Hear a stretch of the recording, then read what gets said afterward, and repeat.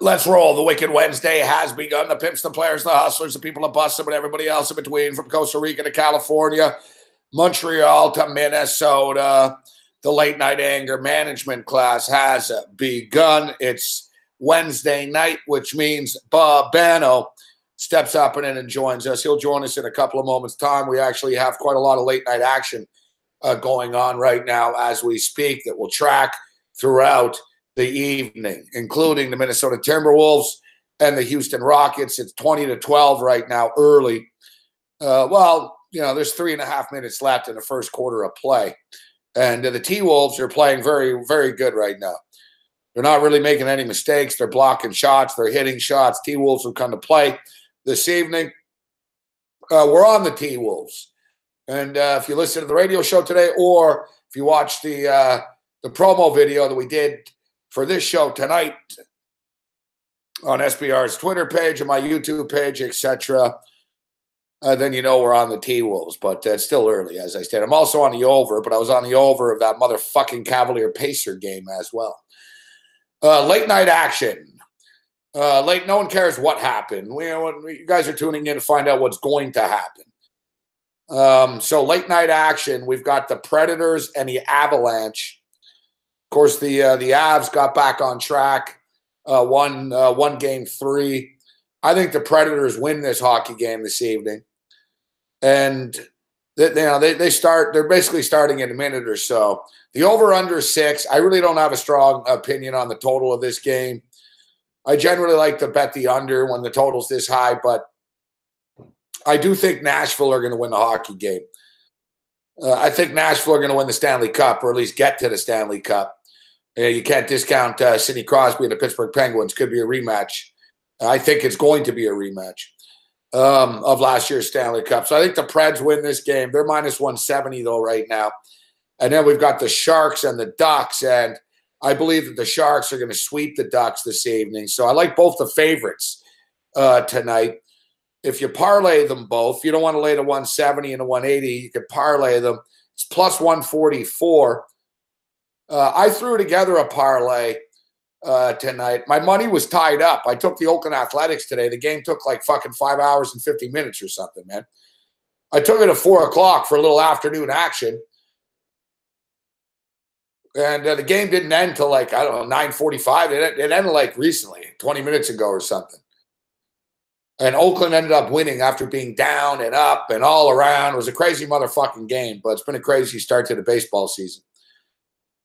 So I played a parlay with all 4 hockey games. Just sort of throw it together and what the hell? Let's fucking see what happens and see what it pays. It pays like plus 700 only, but I took the Pittsburgh Penguins to win the game, the Tampa Bay Lightning to win the game, the Nashville Predators to win the game, and the San Jose Sharks to win the game. So we got the Penguins out of the way. Right now, the Lightning are up on the Devils 2-1. We're on the Lightning. We're also on under 6 in this game. I thought the total was too high. And then, then it'll take us into the parlay. I actually mixed it up this evening. I played some Pro Line tonight. Played a Pro Line props ticket. This is what freedom looks like. This is what legalized sports betting looks like. I don't understand how in the United States, like you can pretty much buy weed fucking in like 22 states now, or at least pretty soon to be. I think it's going to be up to 30 actually pretty soon, where like recreational, like the recreational weed is coming. Bing, bing, bing. I read something the other night, and it showed all the states that are in the progress of doing it, and it's about to happen, etc. I think even New Jersey, right? Like, what's New Jersey gonna? What are they gonna do with that? Because like, it's actually a big crime to take like stuff across state lines, right? So New Jersey and New York are the same fucking thing. So what are they going to be doing? They're going to be waiting for people getting off the fucking ferries. Ooh, you're at the fucking medicinal shop and recreational weed shop in Jersey. We're going to bust you at the port of New York. What are they going to do with that? You know, the cops in fucking Nebraska, that's what they actually do. The cops in Nebraska fucking hang around the border the state line, and they fucking look for people coming back with Nebraska plates coming back from Colorado. They go on little fishing expeditions. Like law enforcement don't have anything better to motherfucking do.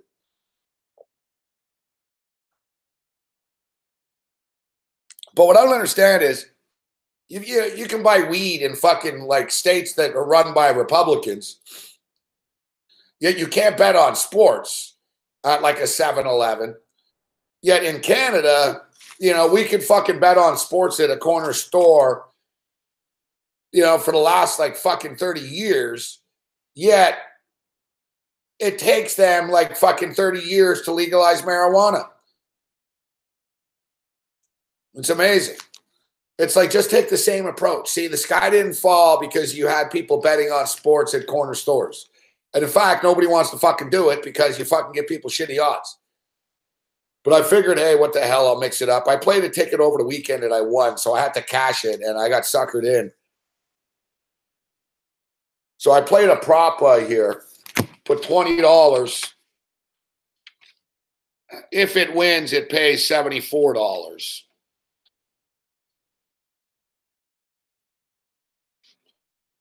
In which I need Clint Capella to have 11 rebounds or more, over 10.5 rebounds.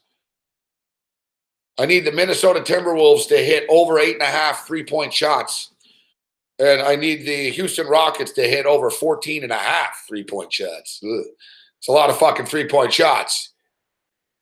And I can tell you right now, considering the Houston Rockets only have 13 points, they haven't hit a lot of 3-point shots.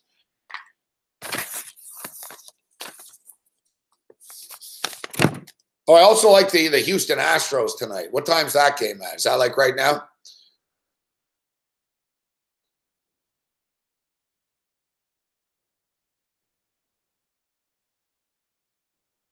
No, the Astros. Yeah, the Astros and the Dodgers parlay. Astros Dodgers parlay. Plus 155 right now. It was plus like 147 earlier in the day. We'll get that in. So here I've got Nashville. I don't know why I'm betting the same fucking things online that I have here, but so I'm betting Nashville, San Jose, and the Houston Astros. This doesn't pay jack shit. Fuck. $20 pays $56. And on this one, I've got the Arizona Diamondbacks. The over in Minnesota, Houston, and under 5.5 in the Sharks and the Ducks. And this one pays 76 if it wins. So we'll see what happens. I played $60 in Pro Line tickets. 3 tickets, $20. One of them hits, I'll make a little money. You get 75 back. If 2 of them hit, I'll get like 150, 160 back. If all 3 of them hit, I only get like 210, 215 back. But for $60, whatever. I did take favorites, right? Minnesota's been hitting shots. Minnesota's playing good right now. Low fucking scoring, though. These fucking playoff games, man.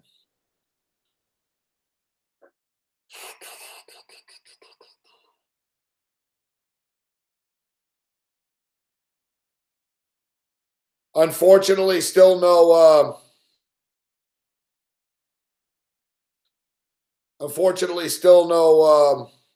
no word on Dave Malinsky. They keep looking every day and they just can't find him.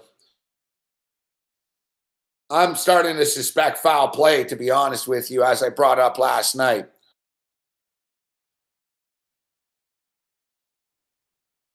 You can't be naive, or you can't be, like if you're going to be a cop or like a detective in homicide or like CIA or whatever, you've got to think of every motherfucking possibility, You can't be like, well, this is what happened. You got to think, well, what about every, even if it sounds crazy and shit, you got to be like, well, what about this? What about that? Fuck. Crazy shit fucking happens in this world every fucking day.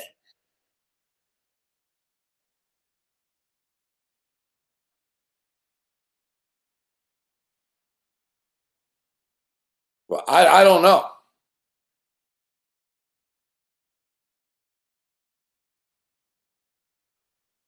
I find it strange. I find it fucking strange that he's not fucking there. Like, where is he? Like, where is he? They have fucking canines, drones, helicopters, fucking people. Like, if something happened and he fucking fell and whatever, and he was fucking, they would find him. All right. It's been 4 or 5 days. Like, he's not there. Like, I know it's a big place, and I'm not going to definitively say he's not there. I'm just fucking speculating out loud here, but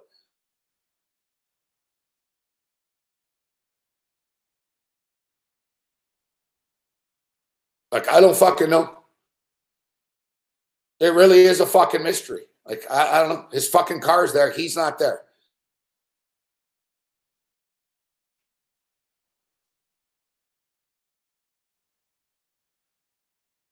But as I stated, I don't know. Maybe he fucking fell off the fucking mountain for all we know.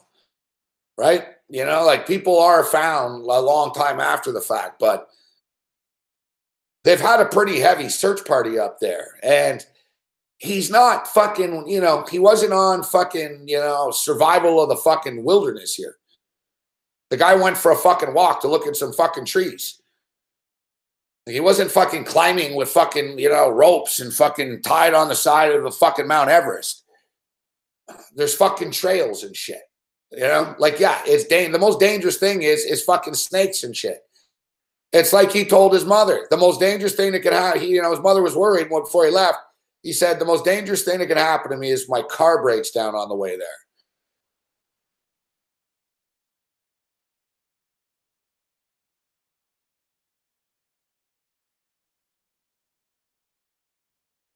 I saw pictures today. There's a Facebook page with the search. And I saw pictures of the actual scene and stuff, like the locations, and it's trails. Like I said, it's not like I said, he wasn't dangling on the side of something. Like, it's not fucking, it's not Mission Impossible. He wasn't Tom Cruise in a fucking movie. There's trails. There's fucking old ladies and fucking riding bicycles and shit, people jogging.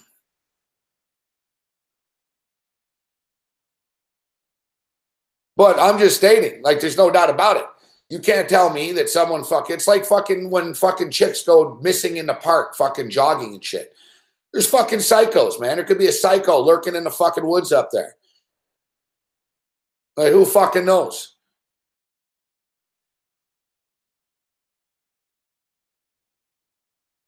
No. No, if he was deep within some fucking bookie, they just fucking run him over on fucking Las Vegas Boulevard.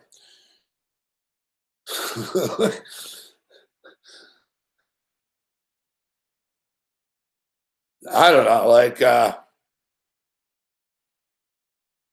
there's a listener. He might be watching right now. Carrie in BC.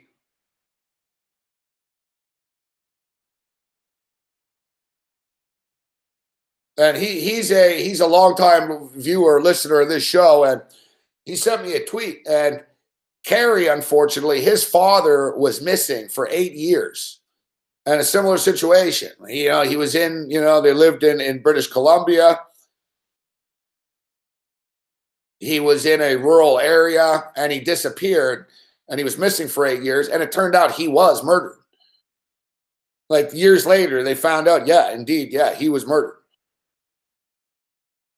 And my condolences, but he brought it up and he said, I don't know, man. He goes, it just, he goes, I can't help but, this whole story is, he even brought it up to me. He said, he told the story before.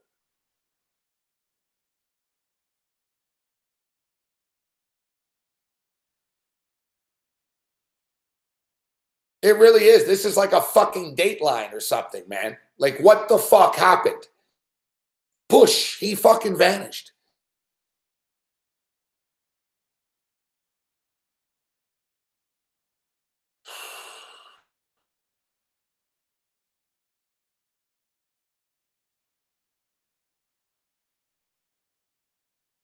Yeah, I'm just sort of coming to the conclusion that we're just going to have to accept and like wait this out.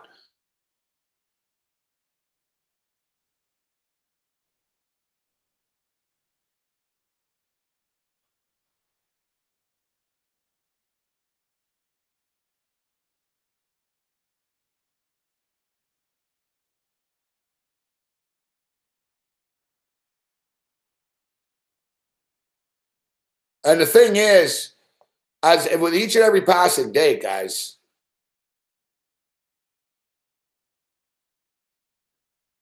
like eventually they're going to call off the search party,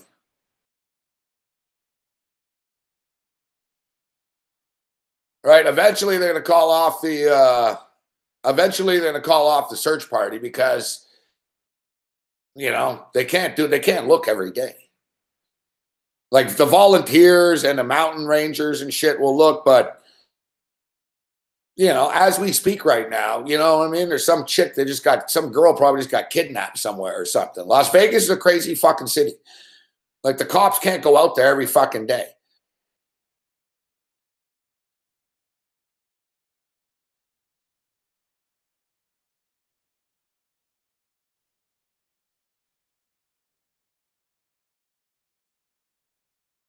Yeah, exactly, Paul V. That's the thing. Well, a GoFundMe account, and we'll get the address. A GoFundMe account has been started to actually pay for a search to keep going because you need pros and shit. You can't, it's one thing, if we were there, listen, I tell you, it actually bothers me. If I had more money, and right now I don't have any, but if I did, I'm waiting for shit. If I did, I'd fucking be on a plane. I'd be up there on a mountain looking and shit. But, like I said, we can all walk the fucking trails. You need fucking pros, man, going into crevices and fucking caves and all that shit, which, we're not qualified to do. We'll end up falling off the fucking mountain.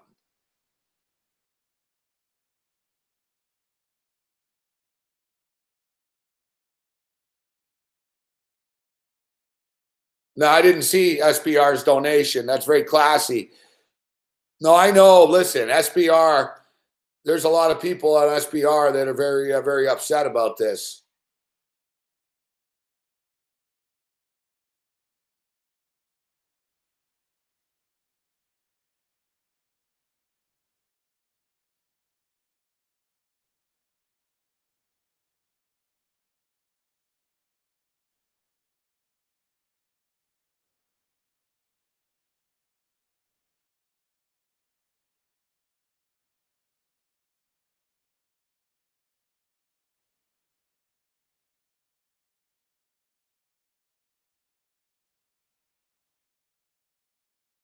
Well, Jose Villegas just got himself banned for life. Good job, Jose.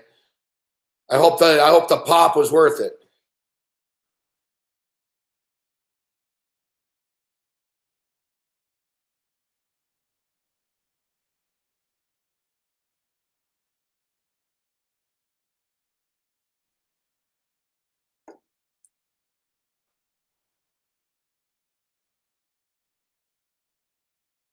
Yeah,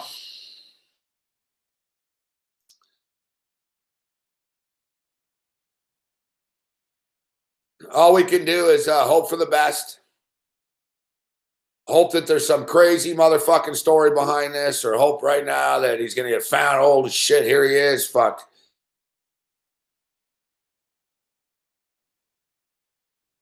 It's only been 4 days, right? So yeah, as I stated, like it's starting to appear like more of a mystery than it initially seemed.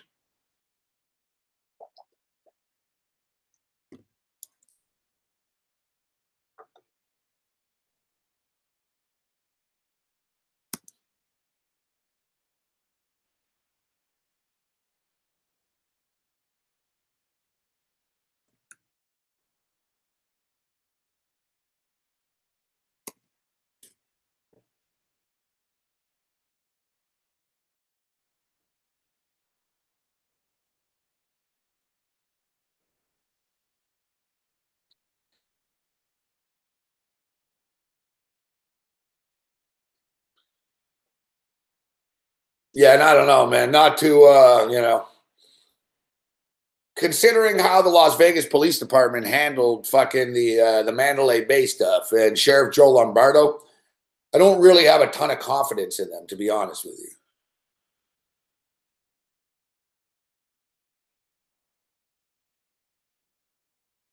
Like I'm not brimming with confidence with this fucking force. Like, are they looking at every angle? Like, what are you guys like really doing?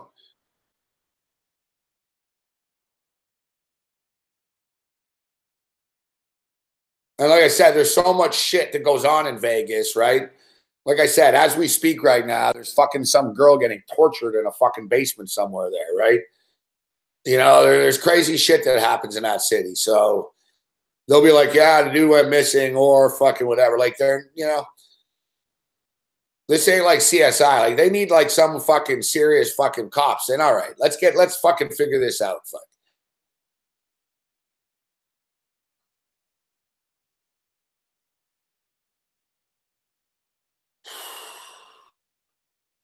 Babano steps up and in, aka Ian Cameron.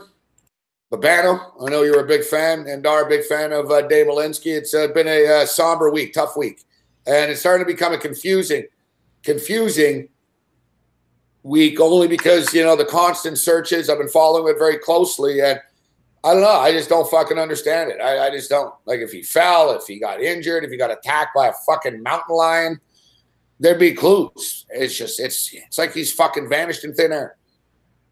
Yeah, Gabe, it's unbelievable. I really don't know where to go, what to say at this point. And I've only been someone that's met and talked to Dave Malinsky one time in my life, and it was at Super Contest weekend at the Westgate, probably about 3 or 4 years ago when it happened. And just in those few minutes talking to Dave, you got the sense of it's not just about how smart he is as a capper, the great writing skills he has, the great articles he provides daily. It's getting to know the person a little bit, and just seems like a genuinely nice fellow, someone that got along with pretty much everybody he came in contact with. And he made me feel welcome, said, good to meet you, Ian. He was there with Teddy that weekend at the Super Contest weekend. Just makes you feel like, hey, welcome to the community type of thing, handicapping community, betting community. That's sort of what I got from Dave Malinsky, meeting him that time, talking to him for a couple minutes. Of course, I mentioned I get to hear you with Gabe Morency a lot. I said to Dave on his late night shows on Friday nights. And of course, Malinsky's got to throw in the little jab there. Yeah, I love Gabe very much. And for his next visit, I got his bail money all ready for him. So yeah, he's got these little jabs. I mean, it's and that's what's great about Dave. He's got that dry humor a little bit to him. And just that little 5 minutes, Gabe, that I spent with Dave Malinsky, it wasn't long. I mean, I didn't get to ins and outs and an in-depth discussion with him, but you get a sense, a nice guy, a good human being, better person, even better person than he was a handicapper. And I was shaken up, Gabe, when I heard about it. I mean, when I first heard about it, I'll go through the timeline with you. It was Monday afternoon. I just happened to see this random tweet saying Dave Malinsky's missing in Mount Charleston outside of Las Vegas. I'm like, what the hell what's this? My very first thought was, this got to be some kind of sick joke or something. It's got to be a prank. Someone didn't have enough fun on April Fool's Day or something. Like, this has got to be what this is here. It can't be real. So I'm just thinking, no. I brush it aside. I completely brush it aside, Morency. I don't even think twice about it. So then, of course, what's one of my daily rituals? Like I'm sure with a lot of our viewers and listeners, Gabe, it's checking out Point Blank on a daily basis, Dave's column at sportsbookreview.com. So I go there thinking, I'm going to see if Dave's column is there. It's afternoon Eastern time on a Monday. It's got to be there. It's usually up by then. And I don't see the column. I don't see it. And I'm like, and that's when I start to think, oh my God, this is actually true. Could this actually be something to this? And then I see Matt Landis, who is a guy that's done a bunch of football podcasts with Dave Malinsky for the SBR site, tweeting Dave Malinsky's missing. That's Matt Landis. He's a guy that knows Dave very well. He's worked with him. And that's when it hits home, like, oh my God, Dave Malinsky's really missing. And I'm stunned by it.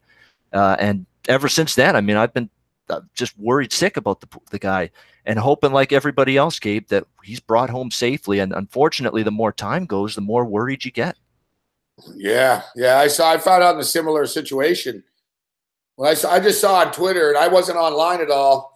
I guess it didn't really pop out until Monday. You're right. So I didn't know. I mean, I wasn't really online Sunday. I woke up Monday. I was like, all right, I got to fucking stop hiding from society and I'll get online here. So I look and I saw the same tweet, except I didn't really see Matt Landis. I know Landis. I didn't really see Landis' name. I just saw Dave Malinsky. Someone asked me, basically, I think with Jordan Kovacs, is this true? And I looked at it, and the first thing I thought is it has to be another Dave Malinsky. And is this even in Las Vegas? And then I saw Mount Charleston. I'm like, oh, fuck. And I got to be honest with you. My initial reaction wasn't fucking fear. Although, I'm not going to lie. I was like, what the fuck? So same thing as you. I looked on the fucking website. I was like, man, there's no way in hell he didn't write about Bartolo Colon. And, he loves that stuff. So Bartolo Colon's near new hitter. He would have had some cool musical reference and video to Bartolo Colon. And he would have written about the stats of the game. And I was like, fuck, there's no column. And, he's supposed to be on with me Mondays too. And he often sends me his column in the morning before it even comes out. And then I sent him an email and I said, hey, Dave, fuck, I'm seeing crazy shit online here. But I said, I didn't know he was a hiker. Like, did you? I didn't know. I had no idea either. I knew he liked getting out, like walking. I didn't know it was hiking, and certainly not hiking in a forest or a wooded area or a mountain for mountain. That he was a fucking horticulturist and horticulture into trees and all this stuff. So I said, in the exact email, I said, hey, unfortunately, it might be the last email I fucking sent. I said, hey, Dave, there's a fucking crazy tweet saying you're missing on Mount Charleston, but I said, I doubt it's you because why would you be up there? And I said, LOL. And I waited about 5 minutes, and then for some reason, I was like, man, something's not right. And I fucking called his phone, and his mother answered. And unfortunately, I found out it's all too true. I don't know. It's, very, very strange. As you stated, like, he's a great guy. I'm still holding out hope. I don't know. Like, until there's closure, we don't fucking know about it. We just don't know. We can hope for the best. That's all we can do at this point. The fact, how many days now? We've really had 2 full days, haven't we, Gabe, where there's been a full-on search, where we've had the helicopters, the drones. I know Monday they really couldn't do much because the weather and the wind was so bad at Mount Charleston. They really couldn't safely scan and survey the scenery there. So they had to postpone it, pull it back to Tuesday. I think it's foul play, dude. I came to this conclusion last night, and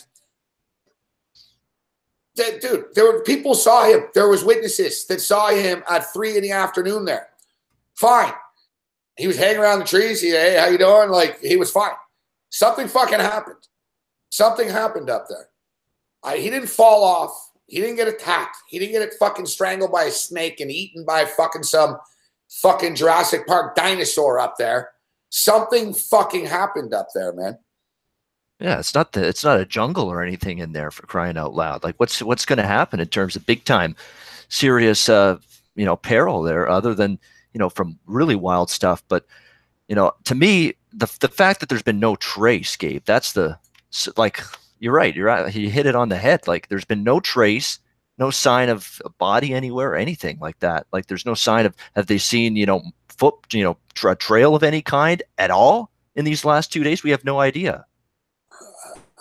As I stated, I don't, we don't exactly have Grissom from CSI on top of this, right? This isn't TV, right? No. They got some dogs running around, and, these dogs can do what they can do, but it's the fucking, I don't know. We can go on and on here, man. It's disheartening, like you said.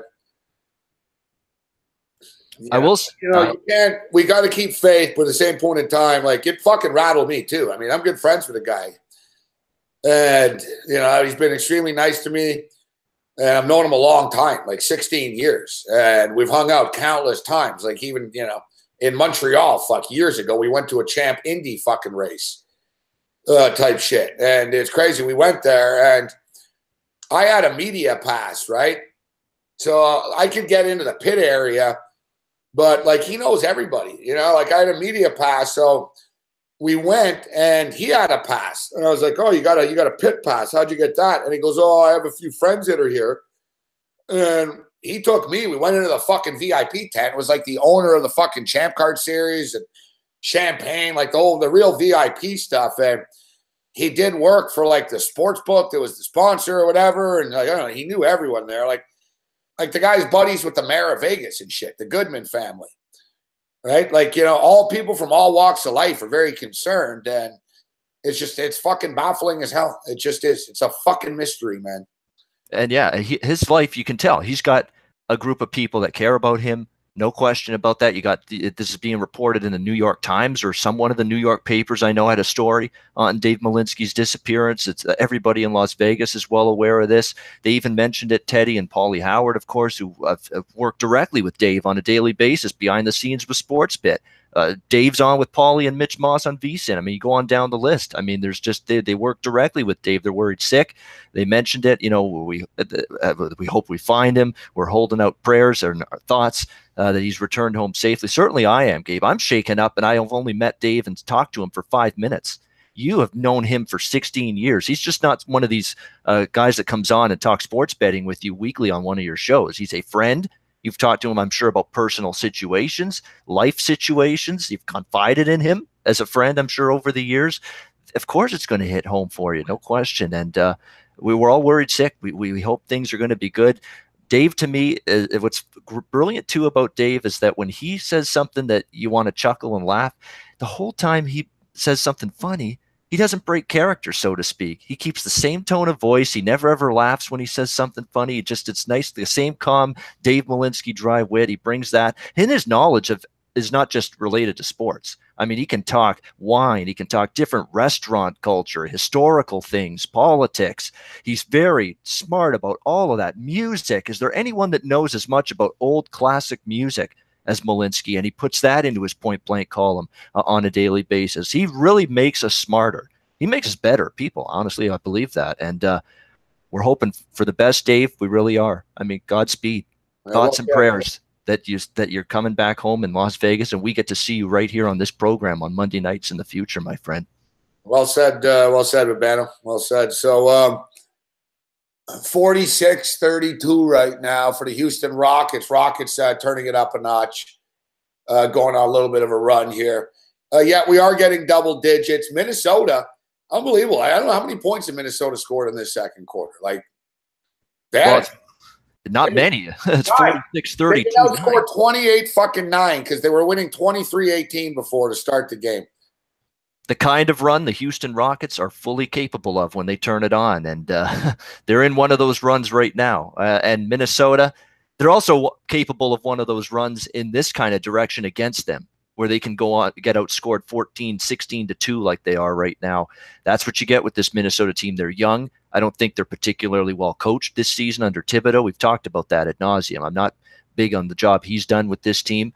Same with, and you, I actually saw the tail end of your show last night, even though I wasn't in the chat, you railing on Terry Stotts. Could we stop with Terry Stotts as a big-time head coach in the NBA? He's not Rick Adelman, all right? He's not Rick Adelman, the former Portland coach. He does that shit all the time in a regular fucking season, too, at the end. He cost me a bet a few weeks ago by not fouling. And once they were down, Babano, by like fucking 2, or they were down by 3 with like 19 seconds. There was like a 3-second differential. So, you know, it was your choice. You either take a chance and get down fucking 5 with 20 seconds left and foul, or don't foul, and you're going to have like a 3-second differential to try to score. And if you get the stop, and none of you remember, it was against Houston, actually. And I remember Harden took the shot, and the ball fucking ricocheted to half court, and nothing happened. Time expired. It was like, yeah, that was a great call, coach. Fuck. Yeah, like you said, he's not a bad coach. He's going to get your team to 48 fucking wins. He'll get you into the fucking playoffs, and he'll lose in the first round every fucking year. Yeah, I mean, Terry Stotts has been a great regular season coach, not a very good playoff coach. And what did Teddy say last week about the and look, Dwayne Casey's been on fire so far, but the 2 worst coaches in the playoffs against the spread, like playoff records, were Dwayne Casey and Terry Stotts. And we see Stotts loses both games outright as a fucking 6-point home favorite. Yep, as favorite. Yeah, not just laying points. We're laying significant points. You're expected to win by margin, Portland, both of those games based on the number where it was placed. And New Orleans it's amazing to see with this Portland team that the core of it's been together for a while. McCollum and Lillard and that group have been together now for a few years now. To see the lack of poise, you know, the lack of basketball IQ down the stretch of that basketball game is Lack mind-boggling. of urgency, Stunning. I know it's the lack. You know what it is? Just remember last night, dude. I bitch about it on the show today. That sequence in the last 2.5 minutes. I lost the total by 1 point. The Pelicans got like 6 rebounds in a row, dude. Like the so-called 50-50 balls were 100-100 fucking balls. It's amazing. I've heard people say, and someone on some station last year talked about Terry Stotts glowingly about a great job he's done. He's like, he's the next Rick Adelman and Mike Dunleavy and head coaches here in Portland. What? Mike Dunleavy and Rick Adelman had some playoff success. They won some series, and they were great coaches. He won Coach of the Year, Dunleavy, when he was there. Rick Adelman took Portland to the finals. Clyde Drexler way back in the day. What's Terry Stotts doing? Is he doing any of those things? Not what I see. Yeah. All right, guys, move on in the chat. Don't start arguing about this shit. For the record, yeah, there have been stories of the gangs up there. Well, people, but I think it was more them dropping bodies off there. I don't think they're hanging out up there per se. If something happened, me personally, I think it's more of like a lone nut job dude. You know what I mean? Some lone fucking psycho guy that's just sort of, lurking, living up there, fucking in, where no one knows, whatever. But some deranged woodsman, you think might be at. Oh, man, yeah. It's like fucking Deliverance, dude. There's fucking all kinds of fucking nut jobs in the fucking woods and fucking deserts and shit. But I don't know. We don't know, so we just fucking don't know. No.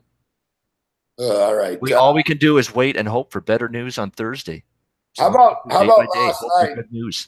How about last night too? It wasn't just Terry Stotts. How about John fucking Stevens, Babano, not pulling the fucking goalie until there's 55 seconds left in the game. And I've always been one that bitches about teams that pull the goalie too early because it's, to me, it should be easier than it is to score in an empty net. But the fact is, there haven't been a lot of empty net goals this year. Teams don't want the icing anymore. The coaches get fucking pissed. They rather if you just dump it down the ice than try to take an icing call and try to score. But when you're down 3-0 and you're losing 1-0, you're at a fucking racetrack, Babano. It's like being down 1 touchdown only in a football game and there's a minute left and on first down you fucking run the ball. It's like, listen, guys. Good comparison, yeah. I know we want to fucking stick to our game plan here, but we got to throw the fucking ball. We're out of time. We're out of time. So Jonathan Quick, started to leave Babano. He kept sort of creeping out at 3 minutes, 2.5, and he's looking at the bench, and Stevens isn't even looking at him. And then even the players are getting fucking pissed. And then finally, with 58 seconds left, they pull the goalie, and then instantly they get a bunch of shots. And Vegas was so dominant in the last few minutes with their forechecking and their speed, the Kings couldn't get possession of the puck barely. They couldn't keep possession. They needed the extra man even to get fucking possession and take control of the puck. It was horrible coaching. I'm mad because, listen, I hit the under 5.5, but I'm pissed because I bet over 1.5 in the game with 5 minutes left. But it's just bad fucking coaching. Back-to-back, Stotts and Stevens were fucking idiots. Well, the thing with these NHL coaches when it comes to taking the goalie out when they're down a goal or two, every head coach in the NHL, they've got this different internal clock in their head. They've got this clock in their minds that, okay, 2 minutes, I'm going to take the goalie out. Minute 30, I'm going to take the goalie out. Some down to 1 minute. They'll wait that long and then take the goalie out. But with Stevens waiting until a minute, exactly a minute to take Quick out last night, I agree, is completely inexcusable, completely baffling. If you are swarming the Vegas Golden Knights net with chances trying to tie that game leading up to that final minute, I could see you maybe just sitting back and saying, we got lots of pressure here. We're firing shots left and right at Fleury. They can't get the puck out of the zone. We're swarming them. That wasn't happening. The LA Kings were hard-pressed just to get into the offensive zone without going offside, for Christ's sake, for the whole entire third period, let alone getting shots on net. And we're watching John Stevens wait to the final minute when they can't generate anything, when they can't even sustain any sort of pressure in the Vegas zone. And we're seeing him wait till the last minute to pull Jonathan Quick. I couldn't believe it. You are not generating a thing. You're generating jack shit in the Vegas zone, and you're going to wait till the last minute to finally pull quick. You got to pull them with 3 minutes to go. When you see that we can't even barely muster a shot on goal with our season on the line, with our backs firmly against the wall. Completely ridiculous in my mind. I agree with you. I agree with everything you said. And as I stated, and I've said in the past, I'm usually a guy that's anti pulling the goalie too early, but you're down 3-0 in the series. You're down 1-0 in the game. As you just mentioned, it's not like you were getting a bunch of pressure and it's like, don't worry, you can feel we're about to score any minute now. You weren't getting any fucking pressure. Like it was inexcusable not to pull the fucking goalie. It really is. Like, I don't know if anyone fucking asked him after the game. It's dumb. Now, it's almost like he just quit and he was like, whatever, fuck. We're not going to fucking, we're not winning the next 4 games against Las Vegas, but who would have imagined? And I had my doubts about Vegas coming into the playoffs, but when push came to shove, I did pick Vegas to win the series. And not in a million years did I think they'd sweep them, though, Babano. I got to tell you that. It's amazing. It's just another chapter written in this storybook, fairy tale type of season that the Las Vegas Golden Knights have, except it's not a fairy tale. It's very real. And it's very real that they're going to be going into the second round of the Stanley Cup playoffs. It's just another masterful job by this team. What's been impressing me about the Vegas Golden Knights, we always knew this team could skate. You could barely catch anybody on this team. 4 lines of speed, 4 lines that can all contribute offensively. What's impressed me is how Gerard Gallant's got this team buying in defensively. This is a defensive core that does not have a single Vezina Trophy nominee or anyone close to that level on the blue line. But collectively, when you're talking about Shea Theodore and Nate Schmidt and all of these guys on the blue line, Merrill, go on down the list on this Golden Knights defense, they all play very well collectively. They don't make mistakes. They don't turn the puck over. They make the simple play out of their own zone, and then it gets the forwards going up the ice. They put the pucks in areas the forwards can retrieve them, and they basically skate into the puck. Not bad passes behind the forward where they have to slow down and get it. No, in stride. And that's what sets up their defense to offense transition, which is incredible. Their defense to offense transition, it's as good as anybody's in the NHL. And then you top it off with Marc-Andre Fleury playing like he did 10 years ago when he won the Stanley Cup in Pittsburgh the first time. Boy, it's looking like a damn good hockey team right now. Extremely well coached and well prepared, too. The same Marc-Andre Fleury that everybody always fucking criticizes and doubts over the years. In recent years, yes, there was a time, I think 2-3 years ago, Pittsburgh, a couple of years in a row, his playoff performances were not good. It was really not until last year that he turned things around in terms of recent playoff performance. And last year for Pittsburgh, he wasn't just good. He was fantastic against Columbus, against Washington, before Matt Murray came back from that injury. And then Matt Murray comes back and he's forgotten again. They give Matt Murray the starts the rest of the Stanley Cup run last year. And sure enough, Vegas picks him off in the expansion draft. So it all ends well for Fleury. That's where it starts. That's where the Vegas success all started, with that decision to pick Marc-Andre Fleury first. It really is, That was the building block right there. They made the right decision to build the franchise around this guy. And a lot of people just sort of thought, that it was more of a public relations thing, that, well, he's a nice guy and he's a good guy to put on the calendar and schedule and stuff like that. But, look at his play all year long. And he's really been like a positive force in that room for them, too.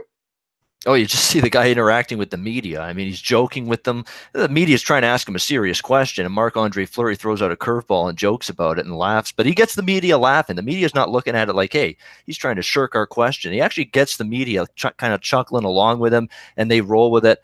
He's just got that kind of personality. It's infectious. He's always confident. He's always, positive.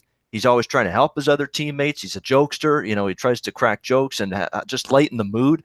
In the dressing room. Who wouldn't love a teammate like that? And then he plays, but when it's time to play and lace him up, he's as serious as it gets. And he's able to put the performance out there night in, night out that's as good as any goalie really in the NHL this year. He's had a phenomenal season. In that series, Gabe, what did he have? A .65 goals against and a .977 save percentage in that series against LA. I mean, the numbers are mind-boggling. Now, I know the Kings' offense is nothing to write home about. We know they can go into offensive droughts like nobody's business, but got to give Fleury credit. He's outstanding in that series. He'll be tested more by presumably San Jose, barring a Anaheim miracle 4-game comeback, but still give Fleury credit. One of the best goalies remaining right now in these Stanley Cup playoffs. So the San Jose Sharks have taken a 1-0 lead already, Babano. Yes, I've got San Jose in regulation at -105. I like to hear that, and I got the over as well. So I really like to hear that. Yeah, I've got the under 5.5 on a pro line, but I've got the San Jose Sharks. I played a parlay. Pittsburgh Penguins, Tampa Bay Lightning, Nashville Predators, San Jose Sharks. It wasn't my plan to play the parlay, really, but it was right before the games were dropping and my money was tied up. So I was like, whatever. I'll fucking throw this parlay together. But it pays plus 710. And it's clearly alive right now, Babano, as, Pittsburgh won, Tampa won, Nashville's up 1-0, and the Sharks are up 1-0 right now. Good luck, Gabe. Go cash that thing, hopefully. Good vibes. We need some positive vibes now about everything. About your bets, about Dave Malinsky. Positive, people. Positive stuff tonight. I haven't felt that positive. I'm not just talking about Dave, but this weather is fucking pretty bleak, Babano. It's fucking dark, cold. Nothing's really going right the last couple of days. Got fucking serious computer problems all the time. It's fucking annoying as hell. I finally fucking snapped today. Finally, I was like, you know what? I got to call Apple. Fuck. I called the Apple store. They actually put me through to some tech department and shit. I fucking started screaming at these guys about their piece of shit stuff. And, they took my abuse, but they're like, oh, we'll give you an appointment next Wednesday. Then the guy, I'm like, appointment, fuck. And then the guy just said, listen, if you go in when they open the store, fuck, they'll look at your fucking computer right away. But I don't know if, like, going to the Apple store is the way to go or if I should just go to some mom and pop shop, right? I don't really know. I know the Apple store is one of your favorite places to visit. I know your experiences there have been fantastic. Yeah, I don't know. Like, it's, I was honest with the guy on the phone. I said, listen, I said, I got two things. I'm going to bring them in. I said, you guys can tell me how much it is going to pay. And they actually stated, since I had a few of them and they knew from the bill from the Fantasy Network, they're like, we'll see what we can do even if your warranty's done. You sound frustrated. We don't want, they actually were pretending like they cared. He said, we'll see if we can fucking get you a warranty deal still, blah, blah. But I told the guy, I said, yeah, because if it's too much, I said, I'm just going to buy a fucking Acer and get on with my life, right? So he's like, no. And I was talking to some dude in California, you could tell. And they really feign interest, Babano. He's like, this is my number. Here's my cell number. And he goes, I want you to give me an update on how your computer's doing. And fucking, we'll do whatever we can. I'm like, dude, I just, wanted to be able, I want to be able to plug my charger in without fucking having to fucking worry whether it's going to charge or not. Very simple stuff, Babano. Like you said, you're Acer. You never have a problem with your charger, do you? I don't. I haven't had a problem with the laptop, the charger, anything. It's never a problem with the hard drive. It hasn't conked out on me.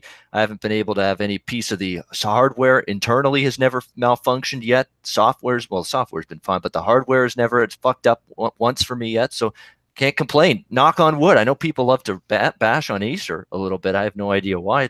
It serves my purposes well enough. I got to do my work on a daily basis on it, listen to some music on it, watch some. I liked Acer. I never had problems with Acer. I used to have it. You, other people I've heard bashed it though. Yeah.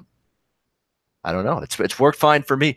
I'll say this. I'm going to put my cell phone provider, Bell, through a little bit of a test coming up tomorrow. I got to call them because my Wi-Fi got knocked out for a few hours and I didn't realize it. And I was using my IPTV at the time. So when the Wi-Fi is knocked out, it's going to use my own data usage and crunch my data that I've got when I've got the IPTV off the phone. So I didn't realize Wi-Fi got knocked out and I've run up this like 70 gigabytes of data that's gone over my limit. And they're going to charge me for it. I'm going to tell them it's an honest fucking mistake. I didn't realize the Wi-Fi got knocked out and wasn't on for a couple hours there. And I'm going to look to get reimbursed for that. I'm going to see if they do that for me. If they don't, I'm not going to be happy because I've never, ever skimped and gone over my data ever before with Bell. And for them not to do this one little favor for me, it will tell me what they really think of me as a customer. And it might be time to cut the cord if they don't get this done for me. Reimburse me for fuck's sakes. It's an honest mistake. I like your style about it. You sound like Cam. Cam likes to come and speak to them. I'm like, what are you going to say? I know. I'm going to try my damnedest. That's for sure. It's an honest mistake. No, you're honest, I didn't realize the Wi-Fi was knocked out. I thought because I always have Wi-Fi connected when I'm going to use serious amounts of data for streaming, all that shit. Didn't realize it was out. What am I So going the to do? Wi-Fi, what do you mean? You knocked yourself off the Wi-Fi, or the Wi-Fi just didn't work? It was disconnected on its own, and I didn't even realize it because I'm just, I'm locked in watching something, and a couple hours go by, and I'm getting this message that, hey, you have gone way over your data. We are going to have to block you now because we don't want you to run it up even more. Call bell.ca to get yourself unblocked. Yeah, so yeah, I don't know. I think they're going to tell you tough shit. I get that feeling too, but not before I get my 2 cents. Though. They might, you know what? They're probably going to fucking.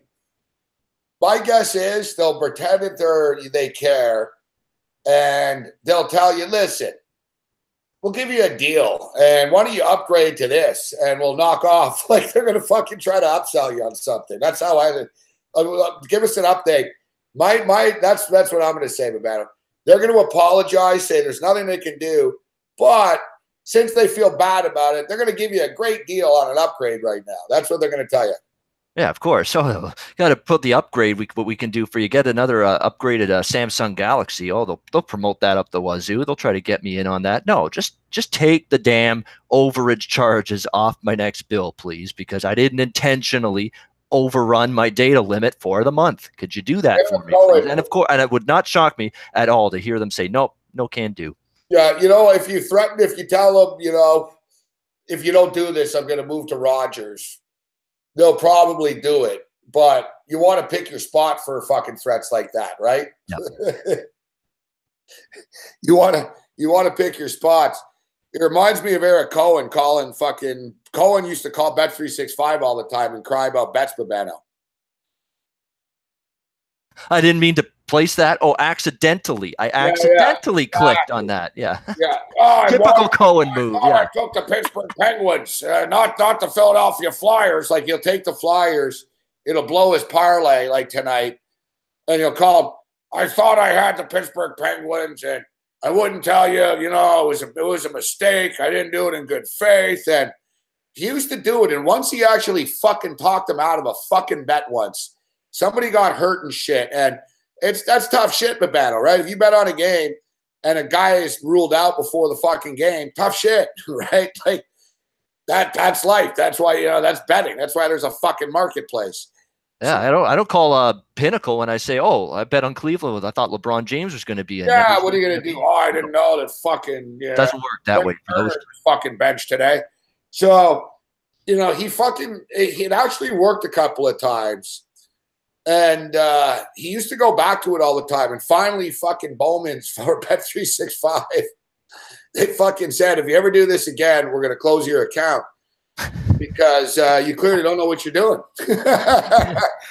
They were like, Mr. Cohen, you seem to make a lot of mistakes. I was going to say, when you go to a lot of basically they look, right? They're like, this guy's complained 9 times about shit, right? They keep all that. Like, it happened. I don't know if you remember the dog, the guy used to call our show years ago. I do. Legendary guy. Just that droning late night voice. Right. Yeah. I hope he's all right too. I don't know what happened to him. Hey, Gabriel. That guy, I remember his voice. Yeah. Yeah. So me and him, I knew him well. So me and him used to bet together. We had a joint account at one time. All right. And we were fucking nuts. We were betting a lot and shit. We had $7,000 in the account or so, up to about $7,000. So we bet fucking $2,300 on a cricket match. Wow. And I really knew nothing about cricket at the time. It's taking your life in your hands doing that shit. So 2011. It was right before I moved to Toronto and I was on the score. So sorry, 2005 or 2006. So I even remember the payphone that I called them from and everything. So we bet on this cricket match, and the cricket was at fucking 5 a.m. or fucking 4:30 a.m. or whatever. And I didn't realize fucking dog was going to put 2,300 on it. So he puts 2,300 on, and I fucking call him in the middle of the night. I'm like, yo, bro, it's a fucking big bet, man. Are you sure? He's like, yeah, don't worry. I did some studying, Gabriel, and yeah, it looks good. Pakistan, trust me. So we got Pakistan or whatever, and I start following the shit, So I'm following the match, and we're fucking winning. And I really don't fucking know, Babano. Do you know the cricket score? Do you know the system? It's 218 over 14 and shit like that. So the score, it's 222 to fucking over nothing and whatever. So I think I'm like, holy fuck, we're doing pretty good. Fuck, our fucking team's winning like 200. You know, we got 200. Basically, the way it works is like it's not like it's like baseball, the battle cricket, but you don't get 3 outs. It's like fucking 9 outs, like in a row, or 15. You basically bat for like fucking 2 hours. You know what I mean? And then the other team gets to bat for 2 hours, right? That's why the games lasted 24 hours. Yeah. Yeah, exactly. That's what exactly. The games last 3 days sometimes. So our team backs and they do fucking well and shit. And I'm thinking, oh wow, fucking right. We just won $2,300, man. We're up fucking 218 to nothing or whatever. Yeah. So I fucking pass out. I wake up in the morning and I check the account and we fucking lost. Fuck. And I fucking call, what the fuck? I call dog and shit. I'm like, what the fuck happened, man? And he's like, I don't know what happened, Gabriel. He goes, it got rained out, fuck. And he goes, we were winning 28 to nothing, and it got rained out, fuck. The other team never batted. So I said, how the fuck do we lose if the other team never fucking batted, fuck? Like I said, I don't understand this. So I called Bet365. And I started freaking out. I was like, listen, fuck, I bet on a cricket match and it was fucking rained out. And then they explained to me about the fucking tablet, fuck. That stupid fucking tablet. So basically, guys, in cricket, and this is true, when you bet on cricket, if there's a rain out, and they actually wait for a while, but if it's really pouring and shit, it's it. If it's over, think, so like baseball, Babano, if a team is winning after 5.5 innings, it's whatever the score is, right? And it's an official game, and your bet is graded from a side standpoint. Yeah, it's like tough shit. Yep. Yeah, it's like being a kid. Life isn't fair. It's a rain out. I don't know what to tell you, kid. We got screwed. Like, you know what I mean? I lost the championship because of that. So, like all right, you win a game. In cricket, guys, they don't do that. You know what they do, Babano? They fucking go and they say, all right, the other team didn't get to bat. So let's take their fucking averages and add it up and see what they would fucking score. So imagine it's like, all right, well, the Yankees didn't get to bat, so let's just take fucking Aaron Judge and say that he hits a home run. And they calculate it, fuck, with this tablet. I don't know why. It's the stupidest idea I've ever heard in my fucking life. So I fucking started losing it. I'm like, I don't understand. I'm fucking like freaking out and shit about how you're ripping me off. You're making it up. This is the stupidest thing I've ever heard of. Some fucking tablet. And long story short, they refunded the money. They gave back the $2,300. Wow. I was freaking out. I was like, I've been betting with you guys for 18 fucking years. I know Gary Bowman. This is a fucking travesty, for fuck's sakes.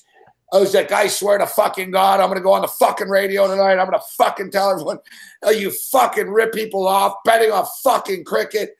And I was yelling and freaking out and shit. And finally, I kept getting like a bigger management type. I was like, put someone else on the fucking phone. So I'm getting someone else. I finally got like the head guy. And he's like, listen, sir. He goes, I see that you wager a lot. And he brought it up. He goes, I also see that you've never done anything like this and you've never asked for a refund. You never complained. And he goes, since you don't have any record of this and blah. And then he scolded me at the end. He goes, but in the future, sir, I'd advise you to understand the rules of the sports that you bet on. So, there's no understanding cricket rules, buddy. That's what you should tell me. Yeah. I was like, yeah, thanks, buddy. So I've stayed away from cricket for the most part. I really have. I learned my lesson. So when I was on Sirius on Hardcore right after, I got Orville to fucking track down the fucking perverse, fucking sadistic bastard that created the tablet system, Babano. And he's a professor at the University of Oxford in England, fuck. And no shit. There's like 2 professors, scientists, came up with this fucking tablet. I actually had the guy on the show, fuck. And I told him, you caused me a lot of grief in my life with your fucking tablet. And I said, why do you do this? Why not? And he actually basically stated that they all agreed that that's the best way to fucking decide And that, he just pitched the idea and they accepted it. And it's widely accepted by every cricket federation. That's the fucking rule in a fucking rain delay. So I've actually had the creator of the tablet on the show about it. Did you give him shit? Should have. Yeah, you well, should have. He was a nice. Don't give a damn how smart you are. That's fucked up. That's asinine. That you can't make the heads or tails of that fucking cockamamie system. What the hell is he thinking? He was a nice enough guy to come on the show. So I did, I sort of bitched at first, but no, I was polite to the guy, I'll tell you what. So let me get this straight. There's a rain delay. The team that you bet on was up big because they were the only team to have bat to that point. Yeah. But this tablet system says, okay, the averages of the other team's batters or hitters or whatever is probably better than the team that was up in the game and the team you bet on. So let's give them the win. Yeah, is that what the fuck they were doing? They got more. They got more runs. I lost the bet because the other team fucking calculations fucking added up to more points than more points than the other reality. Team. It's like a simulated game they're trying to do. Let's simulate. What is this, EA Sports simulation? Can you imagine, not knowing that? And like I said, this is like 2006. It's like 12 years ago. 11 years ago. It was in Montreal, so it's like 13 years ago even. Whatever. And we didn't know this, right? So imagine the fucking outrage of what the fuck are you talking about? We fucking lost. The other team never even batted. Fuck. They're down 28-0. Like, listen, I understand a fucking push. Fine. Make it a push. That was my argument. I was like, I'm not asking for a win, but it should be a fucking push at the worst. Not a fucking loss. They gave us the money back and they said, if you ever lose like this on cricket again, tough shit. Like, this is your one fucking free pass. And they even fucking took a shot. She was like, since you're in Canada and you don't understand cricket, fucking, this is your one fucking free pass type shit, Yeah, and tying that back to my little situation with Bell, this will be my one free pass. I'm going to call them and say I didn't have an idea that the Wi-Fi got knocked out. Maybe I should have had my data usage turned off so that when Wi-Fi gets disconnected, it doesn't just automatically run into my data usage limit for the month and start taxing that and piling that up. So relating that your story to mine, that's what I'm going to say. This is my one little mistake. Please, you can do something about it for me, Bell, just like Bowman's eventually did something for you. I think they're going to screw you. Yeah, my chances are actually probably worse than yours somehow. I think they're going to screw you. I think they're going to screw you. That's unbelievable. I can't make sense of cricket. It's Chinese. Like all the stuff you're talking about, how many bats you get and all, it's all Chinese. It's all, I'd have a better chance speaking a third language, second language, and learning a different language than figuring out how cricket works. Boston Red Sox have just taken a 6-0 lead. Nashville Predators are up 1-0 still on the Avs. And the Houston Rockets are kicking the shit out of the Minnesota Timberwolves. 61-42 right now. T-Wolves just missed so many easy shots. They're a gutless team, and I'm a fucking moron. I follow the trends that they're like 10-2 this year when getting double-digit points. They covered in game one, but Houston didn't play that well, and they still won. Minnesota, you talk about it. You've been on the anti-Thibodeau bandwagon for a while, Babano. It's a tough series. You know why? Because at the same point in time, you talked about Minnesota. You'd maybe not trust them against the number one seed in the Western Conference here. It's not like Houston's trustworthy in the big favorites role. Last I checked, 4-14 against the spread, laying 9 or more. They've not been a big favorite. Karl Anthony Towns and Andrew Wiggins. You got fucking players. It's not like you're the Sacramento Kings here, for fuck's sake. You've got some serious talent. You do. Of course you do in this Minnesota team. Young talent, raw talent, but talent. Players that should make plays. Jimmy Butler's been around a while. Yeah. Karl Anthony Towns been around a while now. Andrew Wiggins been around a while. There's no excuse. They're just soft. They just don't have that fucking gear, man, that extra gear that they care enough. Yeah, they've been poorly coached. Fucking Teague. Great job, Teague. Fucking Teague leads to a fucking shitty fucking pass. Teague leads to a fast break on the other end. That's what I'm talking about. Fuck. They're fucking morons. Fuck, I hate these guys. Yeah, I mean, turnovers against the Houston Rockets, maybe not something you want to do if you're the Minnesota Timberwolves. But the thing with Minnesota is all year long, Gabe, is their close game execution's been awful. Fourth quarters have not always been pretty for this team. Just bad shot selection, just bad defense, rotating at the wrong time. just not, covering the right guys on the defensive end of the court late in the close game. IQ, yeah, exactly. Just, not calling timeout when you should. They took a 5-second thing out of bounds one game and turned it over, not calling a timeout when they had one in a close game down the stretch, and they took a 5-second count, violation, turnover, and give it to the other team. That can't happen. You got to have that IQ level better than that. For supposed to be a decent NBA basketball team. But those little mental errors, they've been prone to them way too often at times this year, this T-Wolves team. That's on coaching. That's a direct reflection on your coach when you have those kind of mental breakdowns. You know what it is? And people in the chat are talking about Andrew Wiggins and the one and done stuff. So Big Will say the one and dones. Yeah, the one and dones have hurt the NBA because the players fundamentally just, they're not that good. They're athletic, and that's why there's a few isolated teams that have good players that know how to play basketball the right way, and they win games. I.e., you look at a team like the Raptors and the Raptors bench, etc. But, yeah, you look at Andrew Wiggins, and, he's just a product of – it's hard, like, if you're Wiggins, you would want him to be more motivated on his own, Babano. But – the kid's making $22 million a year right now.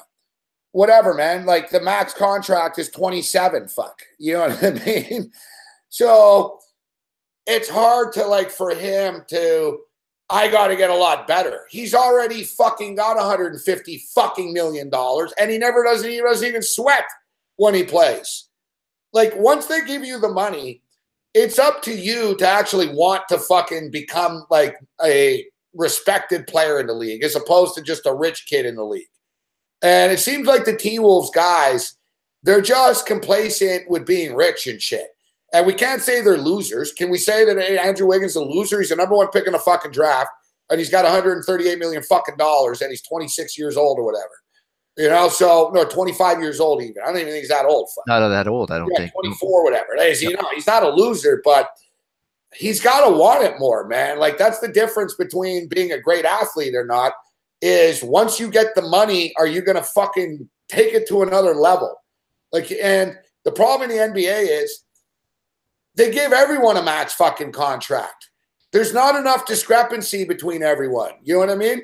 Like, how is it possible, dude, that Kevin Durant is making $27 million this year and fucking JJ Redick's making $24 million? So you're telling me that Kevin Durant is only $3 fucking million worth more than JJ fucking Redick? Because somehow JJ Redick got the fucking Sixers to pay him a near max fucking deal. It's ridiculous, fuck. Everyone in the league gets over fucking paid, so there's no motivation for them to give a shit. Yeah, exactly. It's hard to keep saying yourself, work that extra, work on those free throws. Work on the three-point shot. Yeah, work on your defensive game. Spend that extra 8 hours. They know I can't hit a free throw. You know what I mean? Yep. Exactly. Why spend that 8 hours in the gym extra to perfect your game and tinker with things and make yourself better as a pro when you got the money in your back pocket that's guaranteed to come your way regardless of your team's performance or your individual performance? Kevin Durant took a couple of less $1 million. And he didn't do it for heroic purposes that, it was going to stay with Golden State. He's already holding them hostage right now and telling them I might leave. Is that Kevin Durant knows that the collective bargaining agreement and the contract and the salary cap fucking skyrockets after next year. Like, it's a big deal this year. Like, Chris Paul's getting $50 million and shit. Like, but the year after, guys, we're talking $75 million a year contracts. Kevin Durant didn't want to get locked up, fuck. He could have gotten more out of Golden State, but they weren't going to fucking, play his game. So it was like, all right, listen, I'll do the 2-year fucking deal. And in other words, after next year, Kevin Durant's not on the Golden State Warriors anymore because Kevin Durant's going to get $80 million a year. Exactly. He knows his big payday's right around the horizon. Why would I sign long-term in Golden State, stay here any longer? Yeah, why would I take the max now for 5 years or 7 years from you when the max is going to be $20 million more a year in 2 years? You know what I mean? He's like, no, I'm good. Fuck, I'll do. And the thing with Kevin Durant is he just signed a $360 million Under Armour deal. So, he's got $360 million. Like, the basketball money was almost like, everyone's like, oh, Durant, what a hero. Fucking what a hero. Whatever, man. The guy got $360 million from Under Armour. Instead of getting 32 mil, he took 27.5. Like he left like 9 mil on the table or something. He could have said, yeah, I'm leaving, and and gotten another $9 million somewhere else. I think it was 7 million per year, actually. He fucked himself for 7 million per. But why do you think LeBron keeps signing one-year deals, guys? Why? Well, that's why LeBron's a free agent this year. Because LeBron was like, I'm not signing a long-term fucking deal because I'm going to get $100 million a year in 2 years. Yeah, there's no such thing as long-term contracts in a sport with the ludicrous contracts and term and money attached to the term that the NBA doles out on a year in and year out basis. Why should I sign a long-term deal? I want my big-time payday, and I'm going to get it when I got that opportunity. Just short-term deal, and wait for the big free agent period to strike when all the sharks are going to come after me, wanting to their piece. And that's exactly what you're seeing with LeBron and Kevin. And you say Kevin is not this big hero. He's a hero, Gabe, in Mama Durant size. Because we can all feel at ease with the world. I am a big Kevin Durant fan. I like Kevin Durant. But as far as the monetary deal of him, whatever, yeah, he accepted $7 million a year less for the next 2 years to remain on arguably the greatest team in the history of the NBA that he joined. So, it's not like, he's like, was he a hero in Oklahoma City when he fucked them over? And like I said, like Durant's already playing his games. He's already supposedly his agent. No one's really talking about it. It was a brief story last week, but supposedly they told the Warriors that, that they're going to, there's no guarantee he's coming back type shit. Like after next year, you know what I mean? Like he's going to play next year again, obviously. But after next year, that's when the shit hits the fan and everyone's really a free agent in the NBA. And then he'll be a villain in Golden State, just like he is now in Oklahoma City. So there you go. He's going to be hated in 2 spots now and booed mercilessly now when he goes back to Oracle every time, just like he does when he goes back to the Chesapeake. They're going to have it. I don't think he cares, but he'll bitch about it on Twitter and Instagram at the time. But Golden State going to have a decision to make in a couple of years. Like personally, Babano, look, Klay Thompson's a free agent after next year. Would you pay Klay Thompson a max right now? It's time to let him go. That's your value plummeting, Klay Thompson. I hate to say it and throw him under the bus, but it's like, listen, because the thing is, dude, you don't think that the LA Lakers are going to offer him a max contract? I guarantee you they do. Guaranteed. His father, Michael Thompson, played for him. And the Lakers can't really, they're going to have to get a shooter in there. It's a perfect fit. Klay Thompson isn't going to want to be fucking behind Durant and Curry and fucking these guys for the rest of his life. He's going to bolt, and they're not going to want to pay him. And they're going to say, we can't pay Klay Thompson a max contract and Steph Curry when they're not equal value. Fuck. We got to keep Curry and let Durant go, or Thompson go and keep Durant and Curry. Like, they're going to have to reshuffle this shit. They can't afford everybody forever. No, they can't. And obviously, who are you going to choose, Steph Curry or Klay Thompson? I mean, you're going to obviously find a way to get Steph Curry. That's what I'm saying, Babano, with the fucked up structure in the NBA, that everybody is almost equal with their salaries, that it puts teams in a tough spot. You know what I mean? Well, you referenced it with the J.J. Redick and Durant comparison. I mean, it's insane when you think about that. When you think about Redick, who can disappear, for an entire basketball game, you don't see the guy. You can't find him with a telescope on the court. His impact on the game is so negligible. In certain games. Yeah, he has those games where he lights it up. He can't miss from 3-point range, but are those regular game in, game out, big frequency occurrences? Should Jimmy Butler be giving Minnesota more, bro, for the max contract? Jimmy Butler is paid the same amount of money as all these other superstars are. Where's the fucking production? That's what I'm saying. Tristan Thompson's making $17.5 million a year, for fuck's sakes. And that's nearly like nothing now in the NBA. Last thing about the salaries is I just tweeted something out actually earlier tonight. Very interesting, Babano. First-year salaries. So first-year minimum wage per sport. Which league do you think pays the most? Like if you're a rookie, you're making minimum wage. So like the lowest fucking tier contract, minimum wage in 4 pro sports. What do you think is the highest paid and the lowest paid? The highest paid NBA, lowest paid NHL. Surprisingly, all right, highest paid NBA. So the lowest motherfucking contract in the NBA is $850,000. It's not bad. So like every I know. stiff is, nobody's making less than $850K in the NBA, with the exception of the 10-day contract guys and shit. But if you got a contract, you're making $850K or more, all right, in the NBA. That's minimum wage, fuck. The NHL was actually second highest, Babano. Wow. Yeah. Baseball is a good. Some people in the chat saying baseball the lowest. Yeah, I could see that. No, NFL. NFL, lowest, of course. Lowest. NFL. Wow. Yeah. NFL, $480,000. So the lowest, the minimum wage in the NFL is $480,000. Minimum wage in the NHL is $650,000. Minimum wage in Major League Baseball is $580,000. And the NFL is the lowest fucking one, of course, at fucking 480, and the NBA is the highest one at 850. And you could argue Blaine Gabbert should still be on his entry-level deal with the way he's played over the years. years. And the irony is, Babano, the NFL contract is the only one that's not guaranteed, too. Yeah. Like the NFLPA are a bunch of useless twats. And you look at the NHL, I swear to God, I marvel at the NHL in the sense that I'm like, listen, Rogers actually saved the NHL. And Rogers put so much money, that's where all their salaries are coming from. Rogers gave the NHL $5.5 billion. NBC gave them $2 billion. So Rogers paid $5.5 billion for the same contract NBC paid, essentially, but it's worth more in Canada. So the NHL got $7 billion there, and their TV ratings are okay. They're not as bad as people think, but they're not great. And they sell out arenas. They're a ticket-driven league.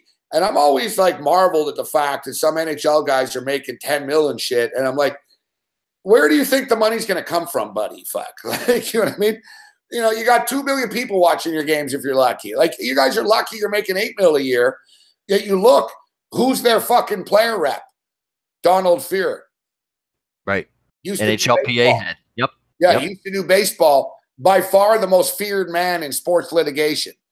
It's appropriate last name. Fear the fear. Yeah, fear the fear. Commissioners and owners are scared of him. They don't want to fuck with him. They'd rather say, all right, fuck, man, we don't want to give up this 8%, but if we don't, we're going to end up in fucking court with Fear here, and it's not worth it. He's not going to roll over. That was the best fucking hire in like the NHLPA. Like, I swear to God, for the life of me, Babano, I don't understand how the NFLPA has never hired that guy. Like, with all the money in that league, like, if they got that guy, Jerry Jones and Kraft would shit themselves. Fuck. That's a good point. They would. Don Fear goes to war for his players associations. I mean, look at it. 6 of 8 times he's had to negotiate a new CBA, a new collective bargaining agreement. 6 of the 8 times as a PA executive, he's had to do that. And 6 of the 8 times there's been a work stoppage. What's that tell you? He's willing to throw everything to the fan to get the deal he wants. He's going to get it. Doesn't matter, come hell or high water, hook or crook. He's getting what he wants. And he's willing to wait it out and slug it out and throw a season right into the ditch, into the garbage can to make it happen. The NFL's got DeMaurice Smith, who's a fucking clown, who just rolls over. Like you said, they collude. I mean, the NFLPA, they went to court for the concussion shit.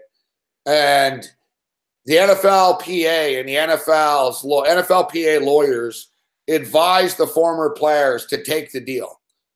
They said, listen, take the deal. It's a good deal. The NFL is offering $800 million.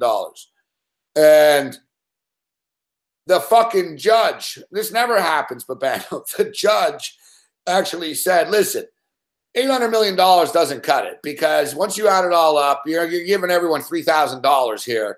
The judgment's fucking $1.4 billion. Like, it's the only time in my life I've ever seen a lawyer accept less. Like, the NFLPA was willing to throw the players like under the bus. It's fucking crazy. I've told the story a million times, going back to the Hollywood Henderson years, when Hollywood Henderson broke his neck playing in the NFL. And then a couple of years later, so he's on NFL disability after. So he gets a bigger check than most NFL players. He was getting like fucking, $2,200 a month only or something. And he's getting a disability check from the NFL. He can walk and shit. He's fine after, but he did break his neck in the NFL. So and he played in the NFL for 12 years, 10 years, whatever. He's entitled to a certain amount of money. but he won the fucking lottery, Babano. He won the fucking he won the Powerball lottery. And then what happens? The NFL call him in and they say, listen, since you won the fucking lottery, we're not going to give you your NFL pension anymore. You're not, you don't need it, and you're not, why do you need it? You're not eligible for it. You got $70 million now from the Texas State Lottery. Wow. And it's irrelevant. Whether you won the lottery or not, the NFL still owes the fucking pension, right? You're a former player. I'm entitled to my pension, please. Yeah, so we fucking told him, this is fucking ridiculous, fuck. You guys are fucking, he said, fuck. Cheapskates. Yeah, exactly. That's what I tell him. Gene Upshaw, who is the famous NFLPA player, the former Raider, fucking went into the hallway. It was at the Watergate Hotel of all places. Went into the hallway and told fucking Hollywood Henderson to accept the offer. The NFL was going to offer him like a one-time little shitty payment to fuck off and sign over his rights to the pension. Like, that's how evil the NFL is. That's a disgrace. That's despicable. It was Bill Bidwell. He was the one that led the charge. The Arizona Cardinal owner. Bunch of fucking crooks. Yeah, the thing is, okay, it's insane that the NFL would say that. But secondly, it's even more insane that the NFLPA, because they offered him like a settlement, and the NFLPA, Gene Upshaw, says, take it. And Hollywood Henderson said, go fuck yourself. Fuck. That's why Gene Upshaw was so fucking hated as the NFLPA. Like, he just sort of like a corrupt fucking, he was corrupt in the sense that he made a shitload of money, Babano, but he threw the players under the bus. And the thing is, NFL players stick together the least. Like, they're dumb, fuck. They don't stick together. They can all walk and shit, but they don't. They don't care about past years. Like Kyle Turley told me that the NFLPA and the NFL players are bigger bitches about putting money into a fucking pot for former players than the NFL is. Yep. Like, the NFL actually doesn't like it, but they're like, whatever, fuck yeah, we'll give you $600 million. Just stop bothering us. And the NFL players are all like, fuck that. Why am I going to pay for fucking this guy? And why do I care about Refrigerator Perry being fucked up?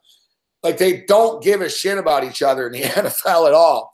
And then they all get fucked up in the end, and they're all broke after. And because the contracts aren't guaranteed. And you look at the NBA is the first and only sport, Babano, in which the players union did it on their own. Each player puts in money for a future.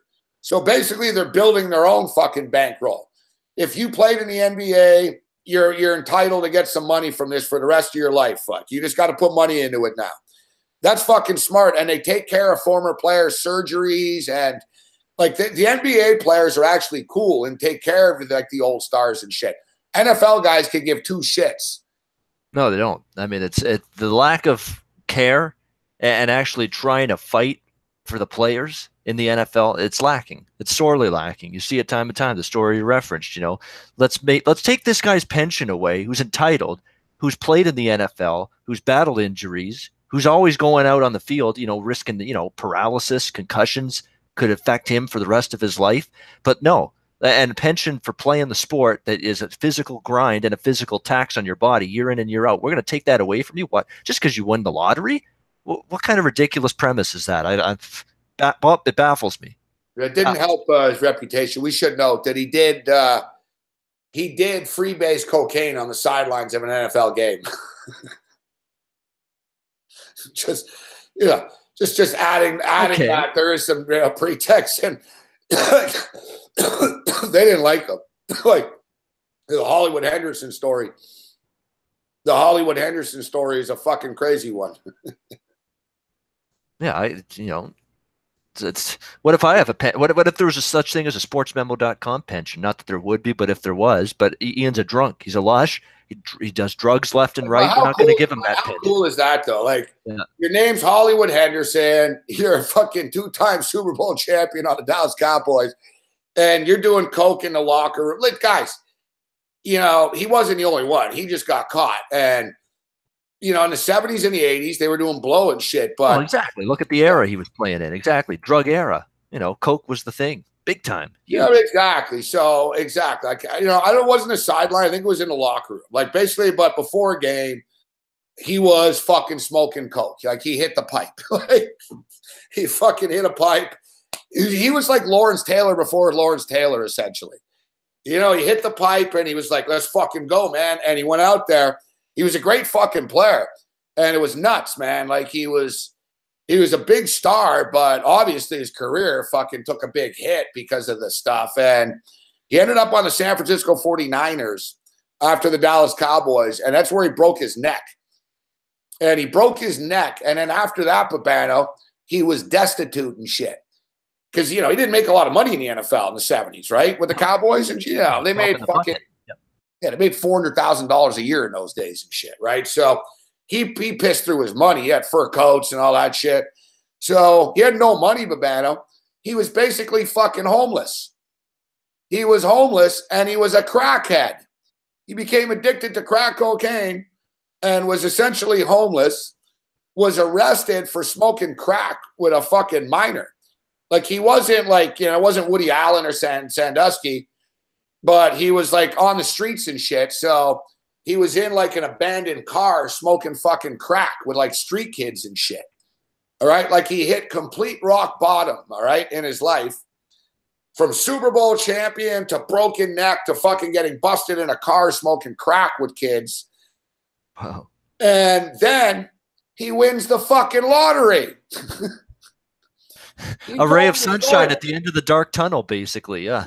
So he told me the story. He used to be a regular on my show. It's like it was one of my best interviews ever. So he wins the lottery.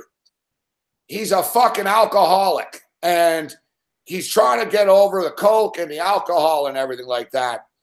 And he fucking realizes, holy fuck, I just won $80 million, the largest jackpot in the history of the state of Texas. And, you know, after tax, they took half it. So he got $40 million. So he said that he drove to the liquor store and he thought to himself, you know what? It doesn't matter what anybody says or if I'm a fuck up because I have so much money that I could get fucked up for the rest of my life now. It doesn't matter. You know what I mean? Yep. So he gets to the liquor store and he said he sat in his car and he went to the liquor store and instead of reaching for the booze, he reached for a fucking jug of milk and powdered donuts. And he said, Gabriel, instead of powder cocaine, I ate powdered donuts and I drank milk in the parking lot of a liquor store. And he's been sober and clean ever motherfucking since. Wow. And he opened up a kids center and a youth sports center in Dallas. Fucking crazy story, huh?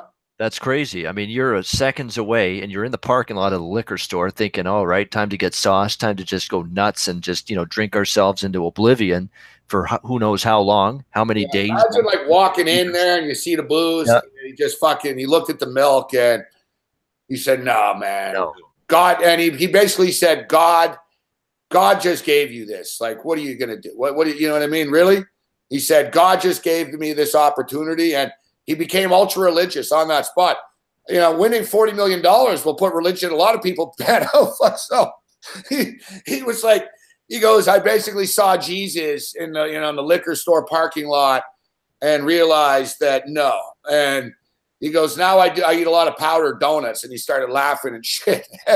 He opened up like a boxing fucking gym for kids. And wow. He put his money where his mouth is. So what a great story, though, of like ups and downs and never giving up and just, it's, from, you could be a Super Bowl champion of the Dallas Cowboys and end up fucking smoking crack and then end up fucking being a philanthropist and helping fucking kids and shit, Never mind general managers in the world of sports making trades. This might be one of the best trades I've ever heard of, what this guy made. He traded in booze and crack and cocaine for milk and powdered donuts, and it might be the trade that saved his life. Yeah. Unbelievable. Good guy, Hollywood Henderson. I wish him the best. I haven't spoken to him in a couple of years. All right, so Liquor Bobandy, Randy Bobandy. By the way, that newest season of Trailer Park Boys is hysterical. They did it again. Another fantastic, hilarious season. Unfortunately, the last season with Jim Leahy on it, that character, after Dunsworth, passed away last year. But another great season on Netflix of Trailer Park Boys. Thumbs up.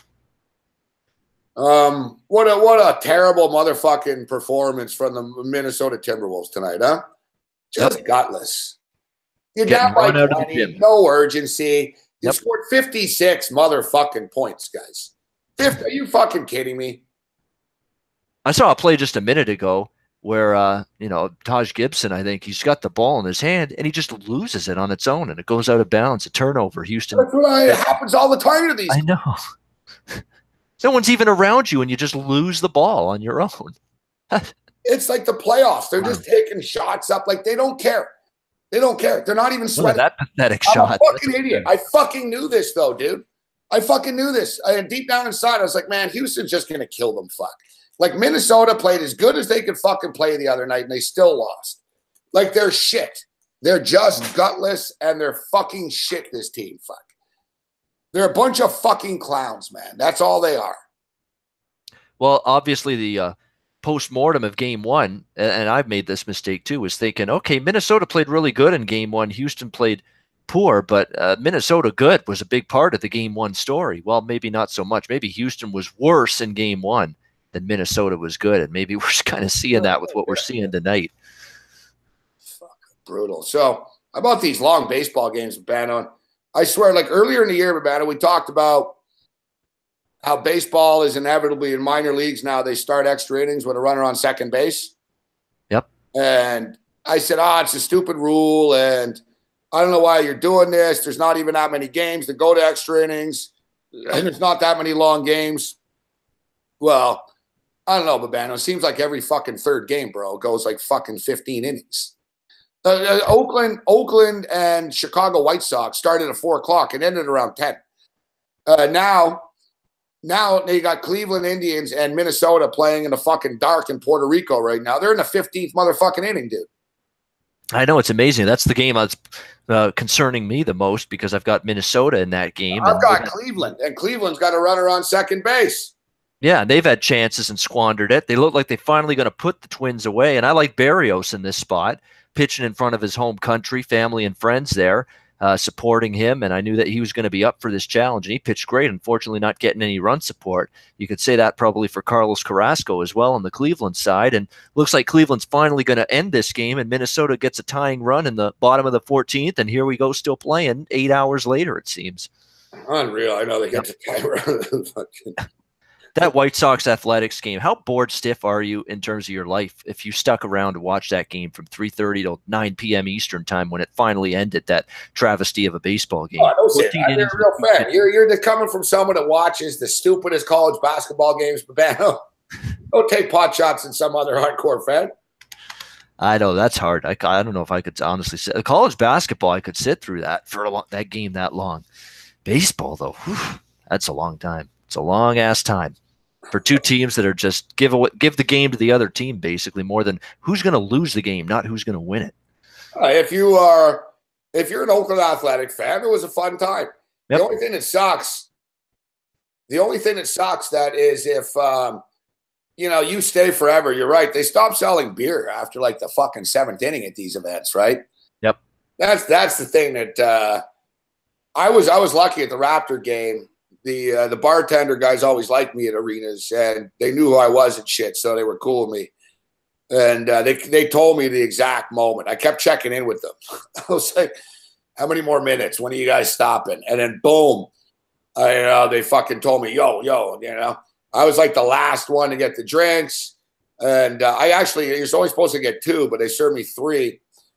And I learned the way around this, Babano. With the ACC, they only serve you 2 drinks at a time. But in the good seats, they bring you drinks. Fuck. Like there's waiters and shit. Yep. So I was ordering 2 from the waiter, and then I was getting 2 from the fucking bar. So in the fourth quarter, I had too many drinks. I had 4 drinks in the fourth quarter. Isn't that when you made your grand Sportsnet television appearance? You finally got on Sportsnet, Gabe. Finally. It's about time. It's about damn time that Rogers pricks allowed you on your network. I have been on Sportsnet before, Rubano, but many years ago. Hard to believe, but I was on Sportsnet. I was on once as a guest with, I think, the Jeff Blair show of all fucking people. And then when after he pretends he doesn't know who I am. I was on Sportsnet once. I was very surprised, too. who was it that I was on with? Fuck. It was Arash Madani. I might have been on the Bob McCown show, and Bob McCown wasn't there. You know what I mean? I was going to say it's got to be when the it wasn't with Bob McCown. I think maybe someone was a guest host, or it was the afternoon. I used to be on the Fan 590 as well on the morning show, Bebeto, on the weekends. I was on the Mike Hogan show before in the old days. Like, I've been on the Fan 590, but I know what you mean. Yes. Yeah, Roger Lajoie and guys like that. Yeah, you're right. Yes, you just called it. Roger Lajoie. There we go. Yes, the Raj. The weekend man. I used to be the weekend guy for like 20 years there. Yeah. The Raj. Eggs, thank you. And remember, the Raj is the fill-in for everybody, right? So exactly, like, I came on, the Raj was like hosting one night, like, before the Blue Jay. I don't know. He brought me on like the Blue Jay post, like right after the Blue Jay game or something once when I was on the score.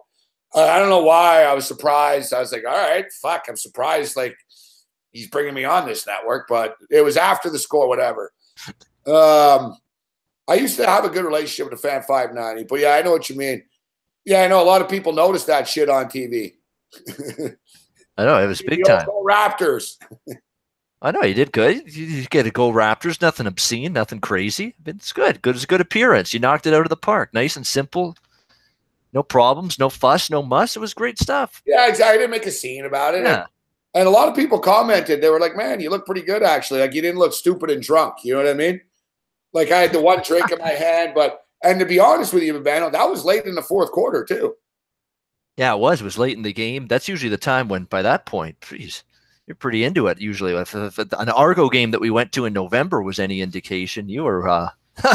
Cam said that he saw me standing once, too. He said he was looking, and once, like, there was a play that he saw me standing behind the basket, but quickly type shit. I wasn't as close. Like, we were close, but there's a lot of fucking people in front of you, Babano. You know what I mean? Yeah. Like, when you're that close, it's very annoying. Like, there's fucking, like, a million workers and shit, man. Like, fucking dumbass security, and then fucking chicks with charts walking around. A lot of people milling around. Little cheerleaders with the flag. They run with the flag. Exactly. Cheerleaders with their fucking Raptors flag. Yeah. Fucking cameramen with cables and fucking, you know what I mean? Oh, yeah. Like, I was a lot doing this. Like, I was. Yeah, it's like a traveling circus almost. Yeah, I was like moving around. I was like, that fucking cameraman's in my way. And at first I was all into it because the cheerleaders' asses were literally like 2 feet from me at one point, right? So at first I was like, this is awesome, fuck.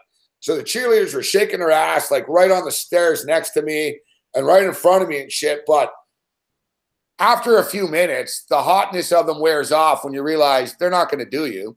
And you got money on the game, right? So it got to the point where I was like, oh, fuck. I got the tall cheerleader in front of me. Like, I wanted the short one. Like get away. And then I was starting to notice their heights. I was like, come on, fuck. Like, I wish this tall blonde chick would move, fuck. Yeah. You know, what are you going to tell a cheerleader? Move, right? Kneel down, yeah. More people care about them than fucking my view. So. That's good, though. You had a good time with Taylor Stevens and Sonny Vega. By the way, I finally got I get this tweet from Druzilla on Sunday. I didn't read it till Sunday. It says Taylor Stevens is summoning you on the Patreon show on the Saturday night. I'm like, what the hell what are you talking about? So never figured out what that was all about. But apparently I actually went back and watched the thing on Saturday night on Sunday a little bit. And here's Sonny Vega talking about my voice is like opera. I wish I could sing like an opera star, but I can't. I don't know. Apparently Sonny Vega's a good fan of mine, though. So way to go, Sonny. I appreciate the support. Yeah, Sonny Vega did an impression of you. He put a headset on. I heard that. It was not bad. He started acting all serious. People find it difficult to impersonate me. At least that's what Jeff Nadeau's tried it, big man, a few times, and found it very difficult. I think I could do it. We'll do it. Got to give me time. We'll do it next week. Yeah, I could bust off. I'm not a bad impersonator as well. I think we could figure you out. So yeah. So you got out of it though, Babato. Minnesota Twins. They're going to 15. All right, here we go. Bottom 15. Let's go. Let's win this thing. We need some more goals too in this San Jose game. It's stuck on 1-0. As long as the Sharks win in regulation, I'm happy. But Wouldn't mind more goals for the over, but if we get out of that split, no problem. Can't win them all. Nashville was a good bet. Nashville first period. That one cashed for me. All the talk from Nashville tonight was we've had a terrible start every single game in this series. Colorado scored the first goal. We've been dopey. We've been bad to start the game, and they finally came out with a good start tonight, and they're taking care of business. 3-0 on Colorado. I've got some parlays online, but I got a couple of pro lines here, and of course I'm gonna end up going like two or three on all these tickets probably. How many fucking 3-point shots do these cocksuckers made in this game? How many rebounds does Capella have? Oh, Capella's got 16 rebounds. I needed over 10.5, so that's there. 3-pointers. Unfucking believable. This has 1, 2, 3 Cancun written all over it. This look at this. Look at this, Babana. Look at this ticket. Prop ticket here. Yeah. Clint Capella, over 10.5 rebounds. Got 16 rebounds. Yep. Houston Rockets, over 14.5 3-point shots made. 2 for 2. Third one. Minnesota Timberwolves, over 8.5 3-point shots made. They're fucking 3 for 15. A fly in the ointment. Minnesota, of course. What else would you expect? They've been a miserable team to you this year, Gabe. This Minnesota team. I mean, you have really you've bitched about them. You've screamed and moaned about them all season long, multiple times, and just not getting the job done in this game, screwing up in that game, not shooting well in that game, not playing any defense in that game, not rebounding well, turning the ball over there. I hate them. Bad coaching decision there. Yep. And like you said, like, okay, you're not going to cover the point. That's what I was even thinking. I was like, well, I'll take them plus the 10 because just whatever. But I was like, even if they get blown out, they should be able to hit 9 3-point shots. Like, that's nothing in today's NBA. How do you only have 3-point shots in a fucking NBA playoff game, Beto? Pretty bad. You're 3 for 15. Like, God, I fucking hate this team, man. That's pretty bad. I mean, you got to give Houston perimeter defense credit, but at some point you got to just make shots. There's going to be some open looks, and when you're you can't tell me every single one of those 15 3-point attempts is contested. You know, there's got to be some open looks that you're getting, and you're just not hitting anything. They're gutless. They're just a gutless fucking bunch of cocksuckers, man. That's what they are. Like, they're just a bunch of fucking cocksuckers. All right, San Jose power play. Good. Hopefully they score with that. Still 1-0 there. Still 3-0 there. What's this score now? It's all Houston. They're up by 20 still. So this is 1, 2, 3 Cancun written all over it this series. Minnesota, Houston. They're going to be done in 4 straight at this rate. I don't know what a return to Minnesota is going to do for them. Well, I hope we can get this parlay. I got that plus 7-1 parlay. That can make up for my my T-Wolves bets, right? Yep. I'm on the other side as you, though. I'd prefer if we could fucking get this Cleveland Indian game home. Well, it's still top of the 15th, so I think Cleveland's got a little something cooking, which... So this game started at 7 o'clock Eastern, and they're still playing right now. Yep. Here's another marathon baseball game that won't end. This is the game that never ends. Goes on and on, my friend. Yep. They're running the fucking power here at the game on like a power fucking generator. They don't even have power there. Like, they got a 48-hour supply of power for this shit. They're going to run out of power soon. They're going to be a fucking draw. Exactly. Lights out. I think that might be gone. No. Ooh, fuck. Did you see that, Babano? No, I didn't. I don't have that on. I just got the hockey and the basketball on. Yeah. Okay. Yeah, it's on TSN, whatever. The last TSN 5. I'm aggravated by that game. It's been so tight the whole way. I can't stand watching any more of it. Whatever happens now is going to happen. I know. I do that. I did that with the Oakland watch game. It anymore. Drives me nuts. Twins have second and third multiple times in this game and can't bring anyone home. Dude, man, motherfucking Castro just fucking he just fucking nailed one to the fucking warning track. I thought it was gone at first, but the wind is blowing, so it kept it in. It's a short park, too. Like, that's the thing with this park. You figure there'd be a shitload of runs, but short fence. Yeah, LA Angels off to a great start this season. They've run into the Boston Red Sox 2 games in this series, and it's not going well for them. They got killed last night, and now it's down 6-0 tonight. How about Boston? They're a terror right now, this Red Sox team. Goodness gracious. I need the fucking Houston Astros to win, Babano. Yeah, they're up. Parlay plus 155, Dodgers Astros. And I also have this fucking pro line ticket here. Nashville Predators, San Jose Sharks, Houston Astros. So, I'll go fucking 2-1. Like, I fucking hate that bullshit. That's why I don't play that shit. I always go 2-1 every fucking time I play a pro line. I get two out of 3.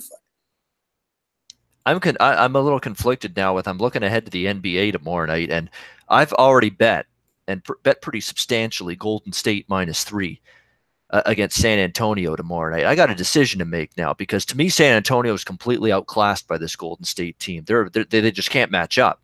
But of course, as we heard earlier tonight, we've got the breaking news of the death of Greg Popovich's wife, Erin, which everybody learned earlier this week. By the way, how the hell does, and I like her, she's gorgeous. Usually she does a fantastic job, Allie LaForce. Why the hell are you asking LeBron James, what do you feel about the tragic death, just breaking news of Greg Popovich's wife right after the game? What are you doing with that? What a time to ask that kind of question. It's not the time for it. I couldn't believe it. Yeah. Well, she knew that LeBron is close with him, but you're right. It caught LeBron off guard too. Yeah, he was. Yeah, he didn't know what to say. First, he was to find the words. Back, and LeBron. I thought LeBron was going to start crying for a second at the end there. Like, he started to get choked up, and he fucking reined it in. Yep. I'm not going to call her out for it. It is what it is. It was actually a genuine moment with LeBron that he genuinely didn't know, and it caught him off guard. And he talked about his love for Popovich.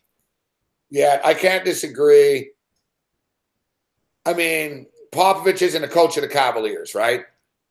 You interview LeBron about the game, and then after the interview, you go, listen, Pop's fucking wife just passed. And, but it's just because I think she did it because of Pop and LeBron are so close. But, I'm not going to call her out for it yet. You're right. I wouldn't have brought it up. Yeah, it's an ill-timed decision. Just ill-timed, I think, to ask that question. Right then and there, right after the close win, it was a hard-fought game against Indiana. They evened the series, and you dropped the question. And it doesn't make it any easier. Look, I lost a chick that I loved, and it sucks. Like, it's not easy. But similar to my situation, she was sick. Like, she was better off, like, passing away at one point. You know what I mean? Yep. And Popovich's wife, may she rest in peace in heaven now. Popovich's wife was 69, and I don't know what her illness was, but she had a prolonged illness. If you read, if you dig down deeper into it, you can see, she's been sick for a while. She had a prolonged illness. So I don't know if it was cancer or what it was, etc. So I don't think it's like a shock to Popovich. You know what I mean? Like, it's not sort of like the Malinsky, wait, are you kidding me? It's fucking what? Yeah. Sort of like when my father died, I was somewhat prepared for it. I'm saying that Popovich is somewhat prepared for this. Yeah. It's sad. I had an idea that he was failing health-wise. Yeah. But you're right. I don't know if he's going to coach tomorrow. And I don't know, what? Does the team – it's not like Babano, it's a Disney movie where – the coaches, Pop's wife. Let's say he doesn't coach tomorrow. Was it win-win for the Gipper all of a sudden? Because the Spurs are going to say, listen, they don't have enough talent. You know what I mean? That's the thing, yeah. And Golden State care as well. Like, Kevin Durant was fucking in tears tonight when he found out. Yep. And he was devastated. He's like, I'm devastated. And he was in tears. And Steve Kerr, whose parents were murdered, whose father was murdered. Like, Steve Kerr and Greg Popovich are fucking close. So it's not like Golden State aren't going to be upset by this either, right? Like, they all love Popovich in the NBA, man. So, they're taking this pretty hard, the other guys in the league too. Like you said, it's I don't know. I've never been a fan of the death swag with betting on sports. I know Brett Favre did it on the Monday night and shit, but the point spread hasn't moved at all in this game. Yeah, I mean, I really going into, before I heard all about this tonight with Greg and Popovich and that situation, I was thinking Golden State laying 3 on the road. Home court's not going to matter. San Antonio's overmatched against this team. They can't they can't execute their offense against Golden State defensively. Steve Kerr talked about ad nauseum. We've got to fix our defense going into the playoffs. That's what's going to get us back to winning another championship. And they've been great at that end of the court in 2 games. And San Antonio can barely get a good shot or a good look against it. I don't know what changes. You could put all the emotion and all the, will and just dig down deep type of mentality for San Antonio to win one for Greg Popovich and try to pull him through a tough time in his personal life, losing his wife like that. But at the end of the day, San Antonio can't match up with Golden State. So I'm debating getting out of that bet. But at the same time, I'm thinking to myself, I don't know if this is enough of a reason for me to pull out a liking Golden State there in that game tomorrow night. Not even maybe. Yeah, and another thing, actually, to be honest with you, the San Antonio Spurs just could not give a shit, too. You know what I mean? I know that Popovich will say, listen, it's not about me. It's about you guys. So we have to – holy fuck, Cleveland are getting all stupid here. Runner on third base right now suddenly with 2 out for the Minnesota Twins. But – it could be a deal where, look, San Antonio are already sort of beaten down. It's been a long year for them. The Kawhi Leonard stuff, Kawhi's not coming back. They're losing to Golden State. They know they're not going to win the series. The San Antonio players could be extremely devastated by this, right? They could be ultra depressed and just think, who gives a shit about this fucking series, man? Pop's wife just died. This is just basketball. And it could just sort of go through the motions. I know Popovich wouldn't like that, but that could happen as well. It's tough, man. Like I said, and they're playing against a guy in Steve Kerr that has dealt with grief before. Yeah, exactly, with his own parents, as you mentioned, and that's why this is like a Dr. Fraser Crane type of handicap we've got going on here. I mean, you got to try to get into the heads and the minds of some of these players and what they're thinking about this game. And how this situation with their head coach impacts their focus, their intensity, their ability to perform on the basketball court. Really, I mean, you got to analyze all of that and at least try to come up with something accurate in your mind that you feel these players are going to display based on all of this. And it's not easy to come up with. The first game, there's been some line movement. It surprised me a little bit that the Philadelphia 76ers were 2-point favorites on the road in this game, Babano. I see it's down to 1 point right now. Sixers -1, total 217. Embiid's status is still unknown going into tomorrow's game. I don't think he'll play, but the status is unknown. I think Miami are going to win the series. I think Miami are going to win tomorrow, and I think Miami are going to win the series. I think Miami are just more physical and have a better coach, and I think Philadelphia, as good as they are, they're young, and winning in the playoffs is different than winning in the regular season. And really, they played 8 quarters of basketball in this series. And truth be told, man, the Miami Heat have been better of them in fucking arguably 7 of the 8 of them. Fuck, let's say 6. Philadelphia got fucking hot in the fourth quarter the other night and smoked them. We'll give them that. But Miami were leading at the half, and Miami bullied them the other night in Philadelphia. Miami had momentum going back home. I like the Heat. I think the Heat win tomorrow night. I don't argue with the point about Spoelstra. I'll take him over Brett Brown. I mean, Brett Brown's got a lot to prove right now in a big spot, playoff series, first time ever as a head coach in the postseason. What can you do for me in terms of adjustments? And if you've been paying attention to the Milwaukee-Boston series, you know how important it is to be able to have a head coach you can trust to make good X and O adjustments quarter to quarter and game to game. Because in that series, you're seeing Brad Stevens do it consistently, and you're seeing nothing out of Joe Prunty, in that regard. And it's making a big time difference in that series in favor of the Boston Celtics.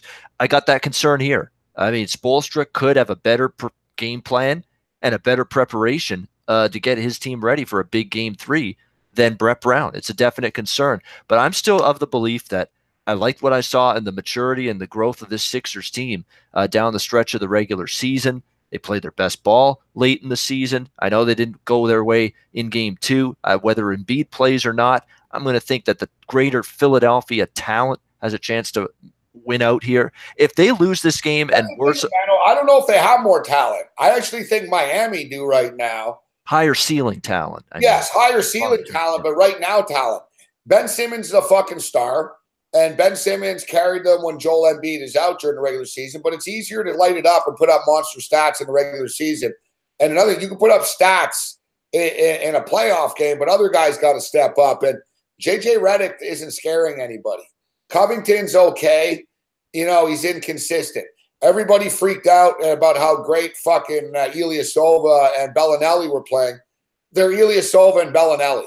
All right? Like, if you actually go mano a mano with the Miami Heat, like, Dwayne Wade's a fucking stud, man. He's got that championship magic. You see, he's like, the basketball's like a yo-yo. He knows, like, mentally, too, just how to keep everyone in the groove. You go down the list, like, Goran Dragic is fucking good. The Heat are better inside. The Heat are a more physical team.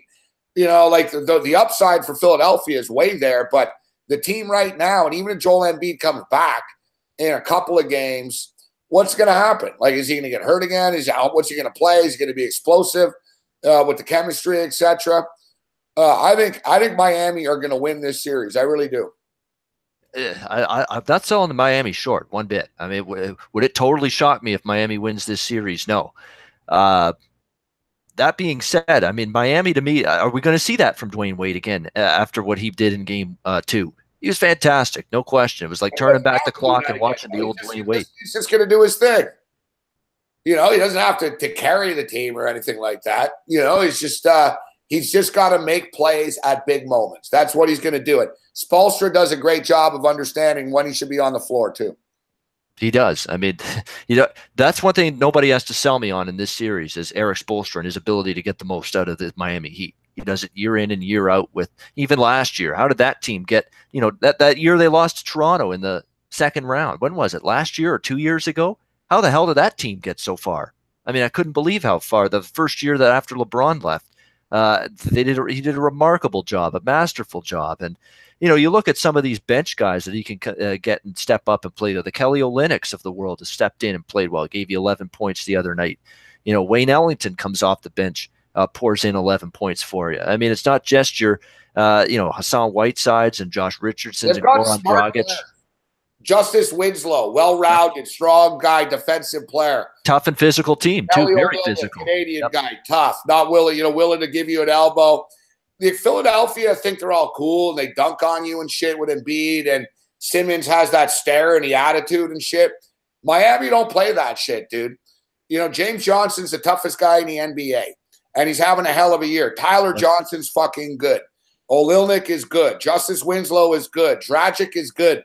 No one talks about the Miami Heat because they don't have that superstar player. But what they have is they've got like fucking 7, 8 fucking quality fucking tough guys on the team. Yeah, and they've got a bench that they can stick in an Ellington, a Winslow, Dwayne Wade, at Olynyk off the bench. They can play big minutes. They all played 20 minutes or more the other night. That's the impressive part, and most of them produced and produced well. Olynyk, Wade, Ellington, as I mentioned, even Winslow in the rebounds and blocks category. So, Whiteside hasn't been contributing. Whiteside's in the doghouse because he bitched about the minutes and shit during the end of the regular season. They're liking what Olynyk's giving them. But still, it doesn't mean that Whiteside can't go off and play angry one day and work his way back into the good books, right? Like, I like them going back home. Now, it's not – we can't say to Miami's – look, Miami didn't sell out the final games with Bannon when LeBron was there. So we can't say that it's not a dominating home court. It's not a home court that the Sixers will be quaking in their boots in, not one bit. No, but at the same point in time, it's still a home game. And it's a grittier Miami team now. So, the fans will be into it. What they should do, they should wear that Miami Vice shit. Fuck. That's what they should do going back home. Yeah. That'd be good. The Miami Vice shit. Yeah, wake them up. But the thing with Philadelphia, too, and I'm still going to back the 76ers here and trust they're ready to go. But it is a concern that they haven't lost a game before game 2 the other night since March the 13th. They've gone this long journey where everything's been going right for them. One win after another, tiptoe through the tulips. Everything's sunshine and rainbows. Everything's happy-go-lucky. Everybody's feeling good. Now you're finally off a loss. Yeah, finally got kicked down a little bit. Let's see what you got in your gut. Yeah, let's see what you got in your gut tomorrow night. Ben Simmons, and these younger 76ers players. Let's see what you got in you. In the road environment, off a loss where you didn't play well, bounce back. Like we talk about it with college teams. They're a young team. When shit goes bad for Call, when shit's good, you're on a roll. When shit goes bad, you can get emotional and shit and quick. You know what I mean? Yep. I see Philadelphia players getting into foul trouble on the road and getting pissed off they're not getting calls. I think they're little bubbles about to burst, to be honest with you. Yeah, I mean, everybody talking about what we're talking about. Everybody's now what's funny is the narrative changes so quickly. Everywhere you listen to, everybody's saying after the 1-1 series tie for Miami the other night, we're not even sure now the Sixers are going to get out of the first round against Miami. And just a week ago, everyone's touting this team. They could win the East. That's how crazy and quickly things can change in this world of sports that we love to talk about on a daily basis. I know. 2 nights ago, we were talking about Cleveland getting fucking eliminated. Yeah, and now they win. But, Cleveland got the job done tonight, but it wasn't a Picasso by any stretch of the imagination on their part. They did what they had. Let's see what they do in Indiana. I got concerns for Cleveland going back to Indiana. That place is going to be jacked up, that Conseco Fieldhouse, or whatever the fuck. What the fuck are they calling that? Is it Conseco Fieldhouse still, or is it something? It's Bankers Fieldhouse or something like that. Yeah, I think it might be Bankers now. I don't know. Like, it's nothing Fieldhouse, yeah. Let's blast through the games. Can't keep you all night. We appreciate your time. So we'll blast through the NBA games, and we'll get to the NHL tomorrow's games. So we talked about the Sixers in the Heat game. I like the Sixers in that game, the Heat in that game. I'm not changing my mind. We talked about the Warriors and the Spurs game already. What about the Blazers and the Pelicans? The Pelicans laying 3 points. They're up by 3. Hard not to like the Pelicans. The Pelicans are a dangerous home team. I don't have to tell you, Babano. They've been great against the spread at home over the last 2 months. They have been. And I was with you on New Orleans the first 2 games as well. I thought, and I bet them in the series price, plus 180, 190 in that range to win the series. I like the Pelicans matchup here in this series. I thought they had a shot. I didn't trust Portland in the big playoff spotlight. I've seen them come up short, flop in this scenario year in, year out. They match up with anybody in the West. They're not an easy out for the Warriors or the Rockets either, dude. I'm telling you. They're a sleeper, this team. They do. I mean, they've got maybe one of the most dominating players in the NBA. And when Anthony Davis is just, playing like he can and shooting like he can and playing defense like he can. But you know what's putting him over the top is Drew Holiday. He's been great. Drew Holiday is like evolving into a superstar. He's got to make some free throws, though. He's got to make some more free throws. Better than Lillard, you know what I mean? He's scoring and he's shutting Lillard down. Like, Drew Holiday is a star player that no one talks about, and he's fucking balling right now. Yeah, the thing with this series here is what's the total here? I want to see what the total is, too, in this game. 216. Oh, it hasn't been adjusted all that much. Getting fucking burnt, dude, betting these. Can't do it at that number. I do think you're going to see Portland shoot the ball better. I've read some good quotes from Lillard saying, what I said last night. I've been bad. I need to be better. He flat out says, I need to be better. Yeah, but now they're going on the road. Lillard, yeah. No, they are. I'm not taking Portland. I'm just going to back off taking New Orleans this time. Like, I've got a series bet with Gabe with New Orleans in my pocket. I've already cashed with them twice in game 1 and 2. I don't need to push the envelope, so I won't. I think Portland have more heart than Minnesota do, but they lack some urgency, bro. Yeah. Just do or die. You go down 3-0, it's probably adios for you in 4 straight in New Orleans in game 4. You got to win this game tomorrow night if you're Portland. There's no doubt about that. So I leave the door open for these guards to finally play a really good game. But will they? Maybe they're not capable of one. They certainly haven't shown it so far, and that was at home. Now you're going to have to do it on the road. So, yeah, I won't be involved in the side. I'll be cheering for the Pelicans. I still got that series bet. I want to cash that. So I'm just going to let that ride, see what happens tomorrow night. I wanted to bet the over, too, because I do think Portland will finally shoot a little better. But there's been no adjustment downward. It's still 216. Not a lot of value there.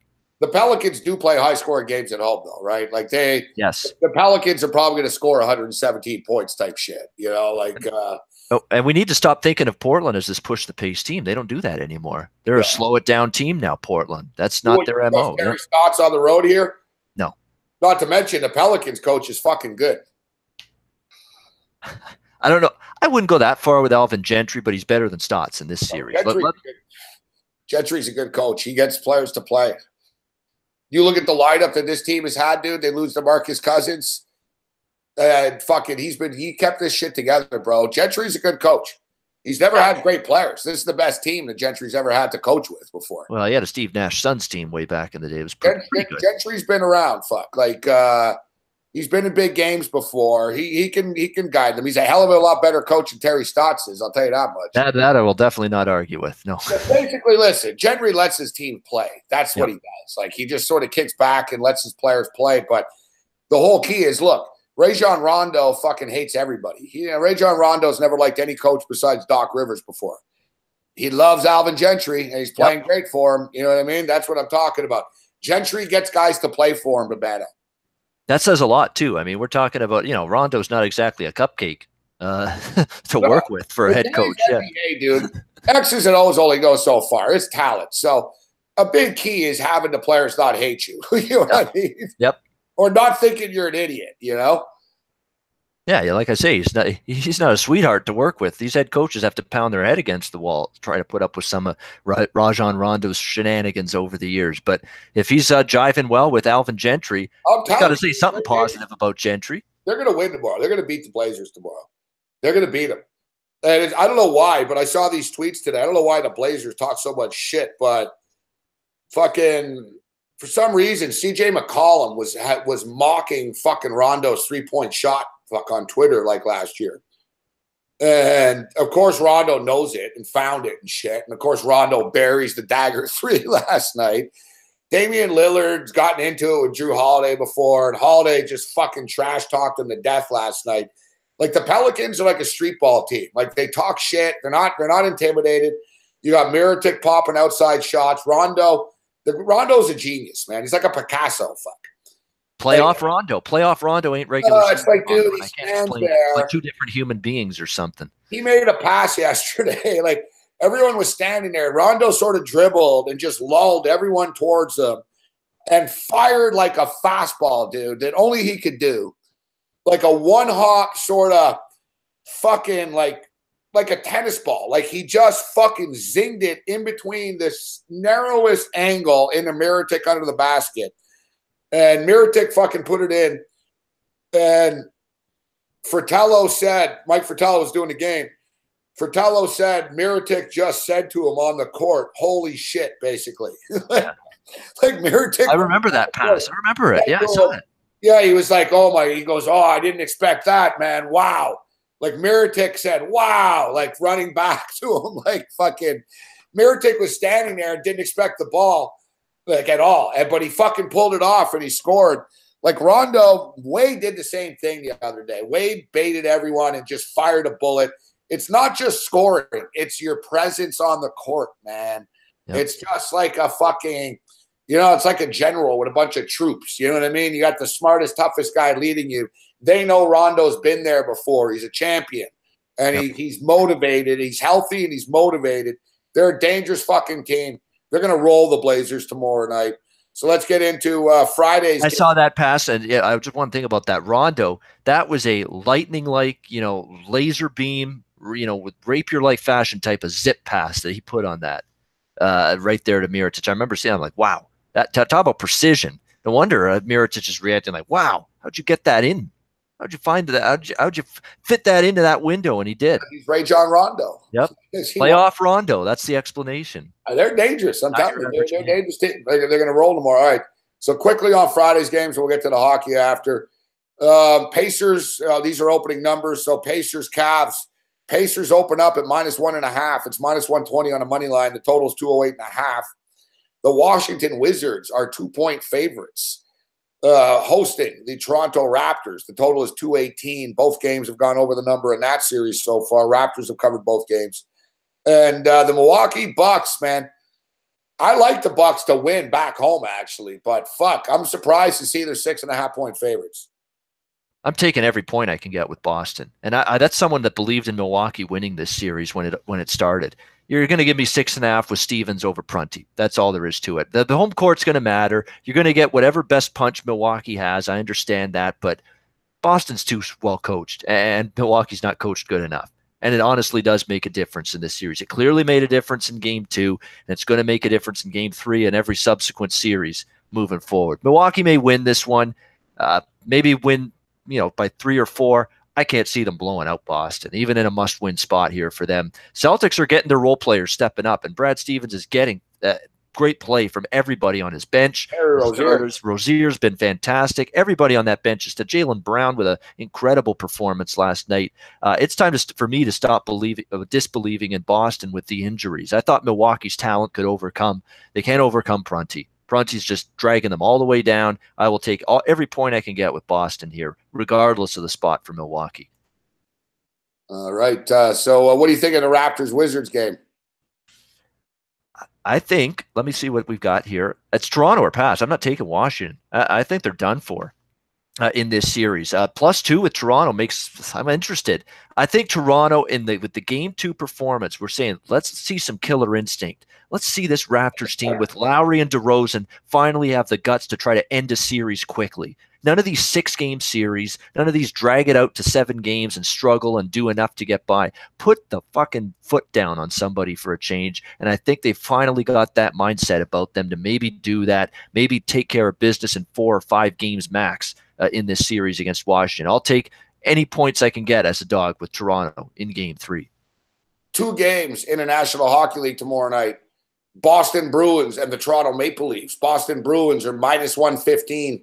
Road favorites. They're leading 2-1 in the series. The total is 6 in the Bruins and the Leafs game. Leafs get it done.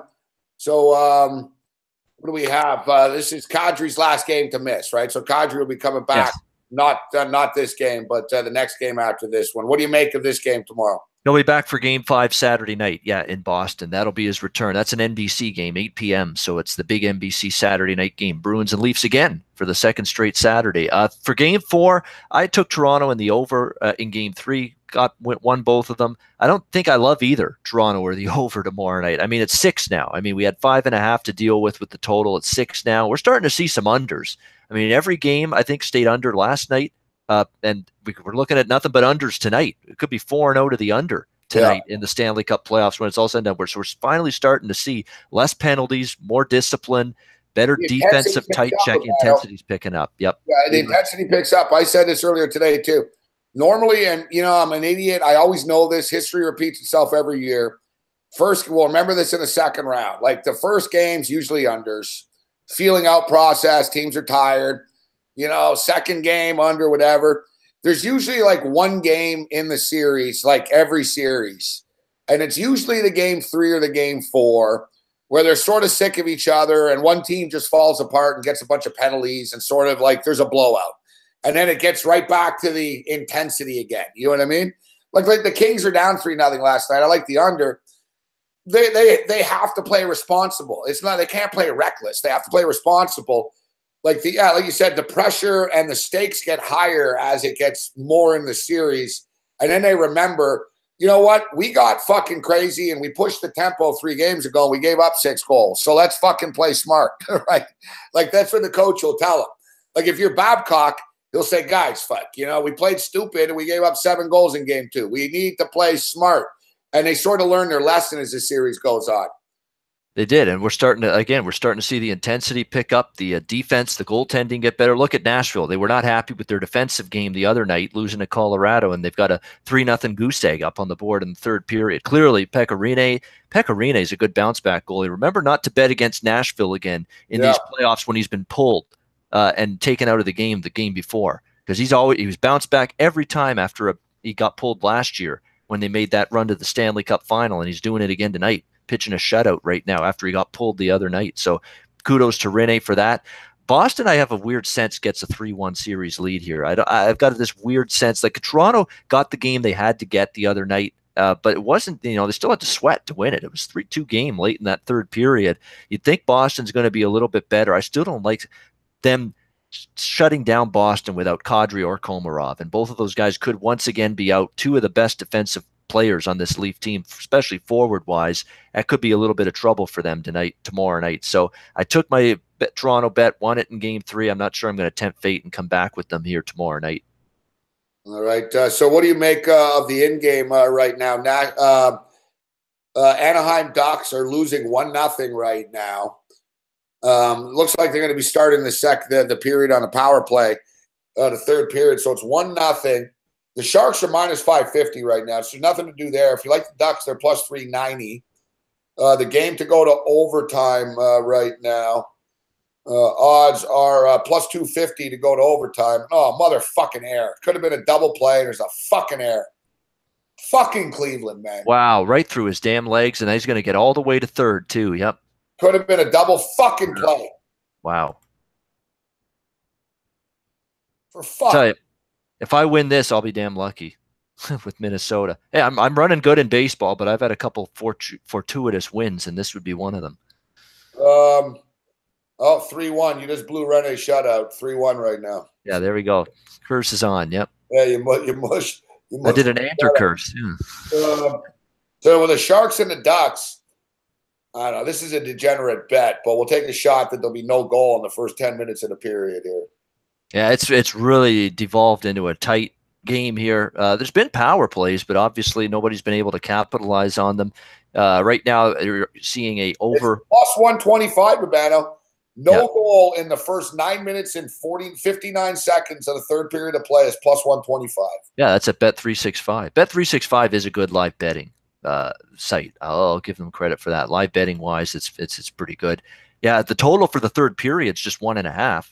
Minus 182 to the over, plus 135 to the under there. 1.5 goals in the third period. So, but again, you're going to have to hope it doesn't get to 2-0, because if it gets to 2-0, you're going to have the net empty for a long period of time for Anaheim. Last night, right? Yep. Well, Carlisle won't be like Stevens. He'll pull Gibson sooner than Stevens. I'm actually thinking under 3.5 here, but I mean, so what's the circumstances that happen? Let's say the Ducks score and it's 1-1, and then it becomes tight checking again. And then if somebody scores 2-1, I could get fucked by an empty net goal at 3.5. Yep. If the Sharks get up 2-0, they're going to go in a lockdown mode. The crowd's going to go crazy. They're going to be dumping the puck and shit like that. Ducks could pull the goalie, give up a goal, but will I give up 2 goals? I sort of add up the scenarios, and I don't really see them getting to 4 here, Babano. It is minus 220, but are they going to score 3 goals in this period to get to 4? Because you talked about it at 1.5 for the period line, but I can get 3.5 at minus 220. Yeah, I mean, it's tough. You're in a tough spot because Anaheim's got to push. Don't forget that. Even if they're just down 1-0, Anaheim's got to come out of some kind of shell here and go for it. This is their season on the line. They're down 1-0. Last night, and it was 1-0. Yeah, will San Jose let them come after them? Or is the checking going to be so tight that Anaheim it's like a force field? They're not going to be able to get through it, and they're scared of getting zapped or something. Because that's what it was like with LA last night.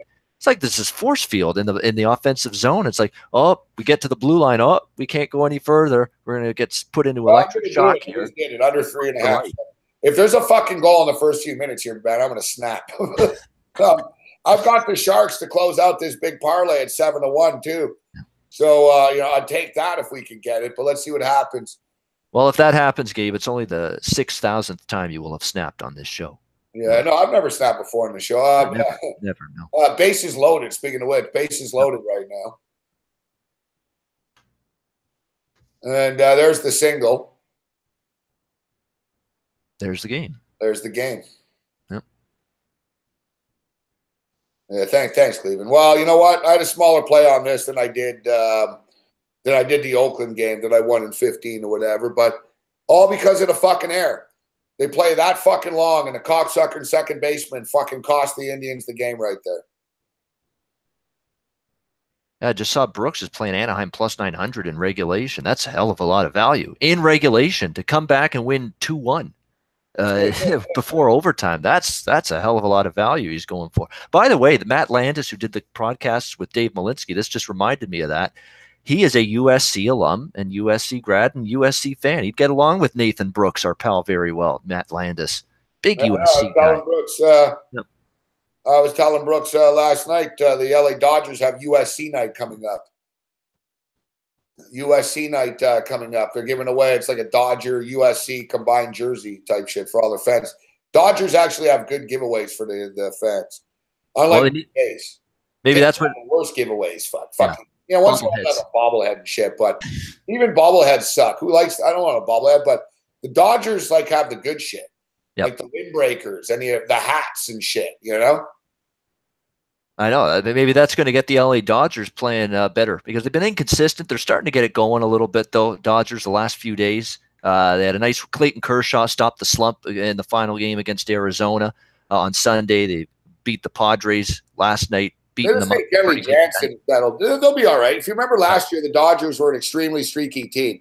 In fact, they were the only team in Major League Baseball history to win 15 games in a row or more in the same season and lose 15 games in a row. Mm-hmm. You know what's odd, though? That's as streaky as you get. That is. The Dodgers' problems against lefty pitching have come back a little bit early this season. Last year, they started the season, they couldn't hit a lefty to save couldn't hit their way out of a wet paper bag against a lefty pitcher. Last year, they could hit lefties. 2 years ago, they couldn't. And then for years, they couldn't hit lefties. And then they have a bunch of new dudes. So suddenly last year, they did hit lefties. But you're right. Suddenly, they're struggling again. Yep. If you look at baseball numbers, though, Tony brought this up today. The Houston Astros like team batting average is like 244 or something like that on the year. Mm-hmm. That's actually 7th in baseball. Like if you look at teams' batting averages, but nobody can fucking hit. Baseball, and we've been talking about it a lot on the fantasy when we talk about numbers and shit. Baseball has totally become this year 21% of at bats in baseball have ended in a home run or a walk. It's insane. Like, there's no balls in play anymore, Babano. Everything is a walk or a fucking home run nowadays. Yeah, where's the BABIP? No wonder people's BABIPs are all the same now. You just don't see as many. You're seeing walks and home runs and strikeouts. It's become that kind of Major League Baseball.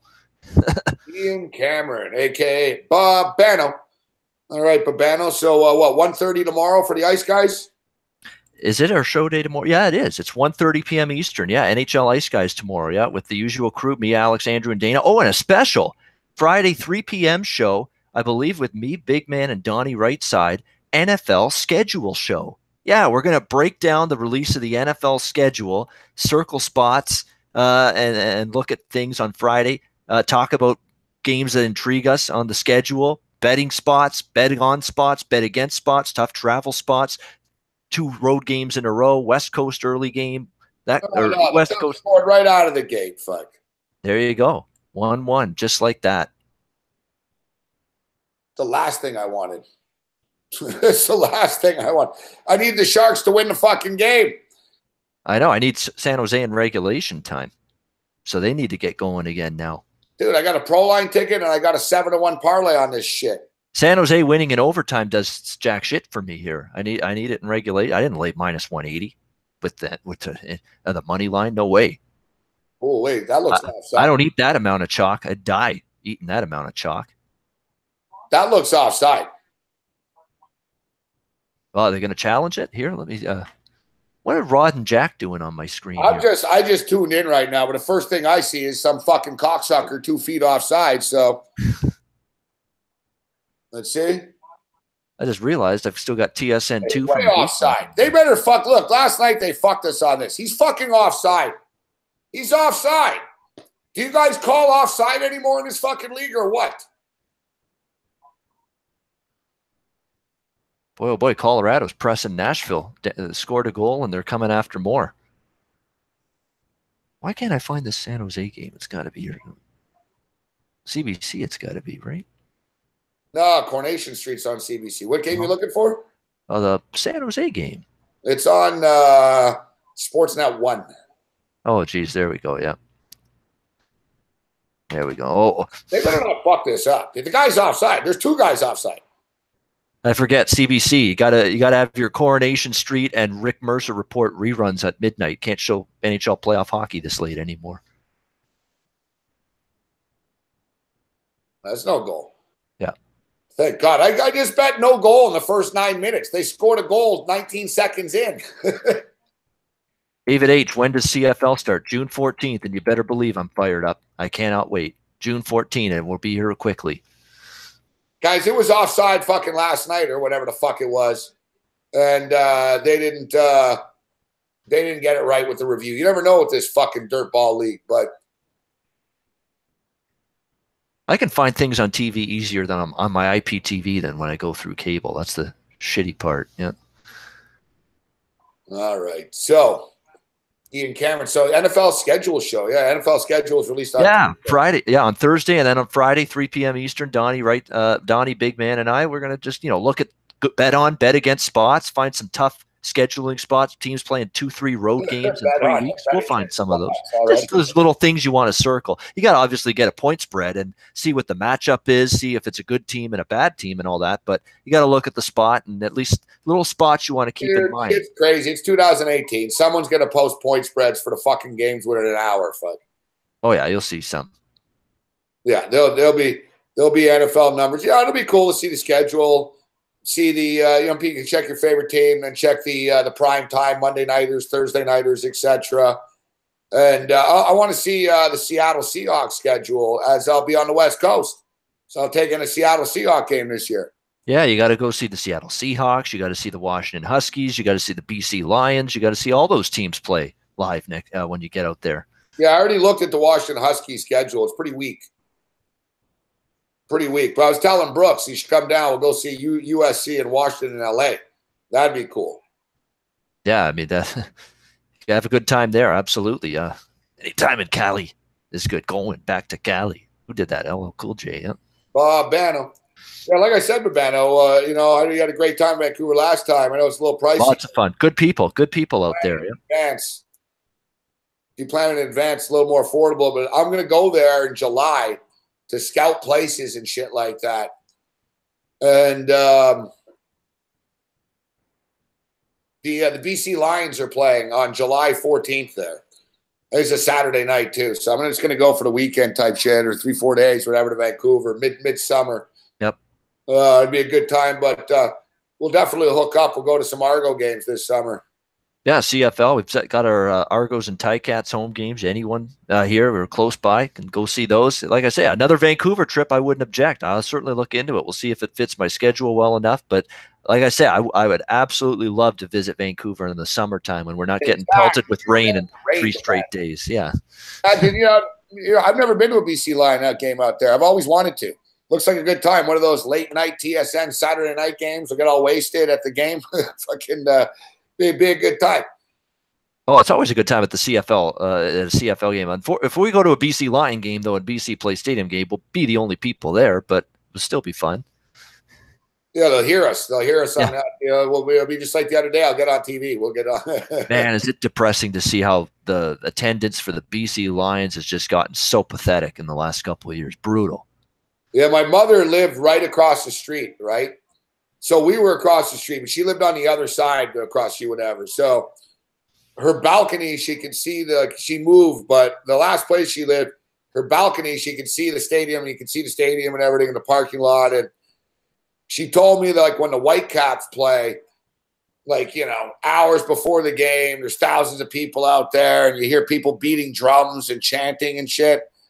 And she goes, the BC Lions play, and you see a couple of, like, fucking old dudes, like, in, like, April Wine T-shirts fucking going in. He said, it's a big stadium, Urbano, and they're getting about 25. It's sort of like the Argos at the Sky Dome before. You know what I mean? And you see that crazy guy that pounds the drum all the time at those BC. Yeah, I know. That Crazy George. Guy. Yeah. With that guy.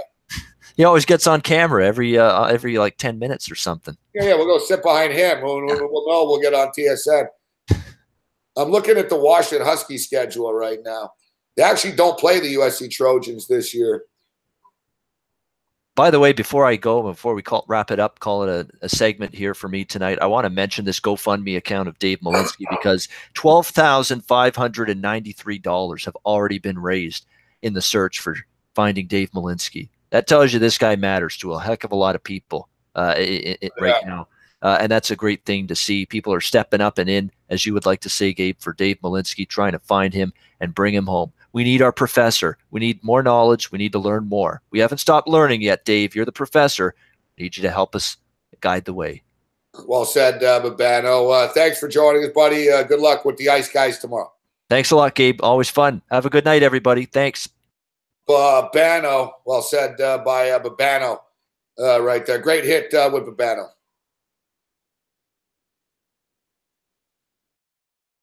That's a nice looking stadium.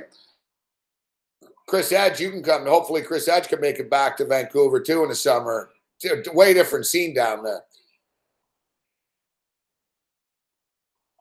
Hit up the casino again, Park Casino. We'll go to a BC Lion game.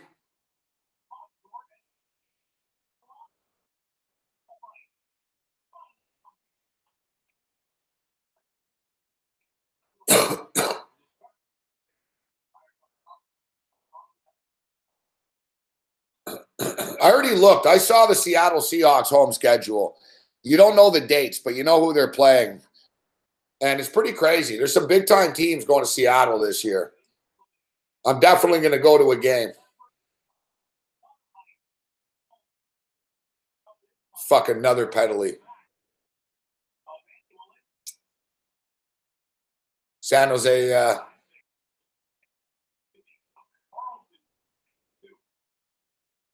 San Jose going to the box again. Stupid fuck.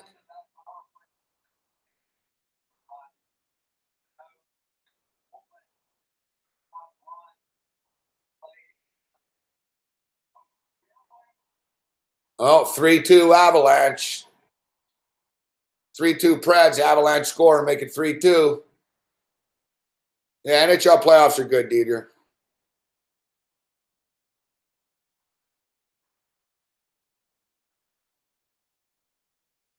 Yeah, to be honest, if you notice, Van Fop, most of the time when we've been in Vancouver, it's been in the wintertime and it's been raining and shit.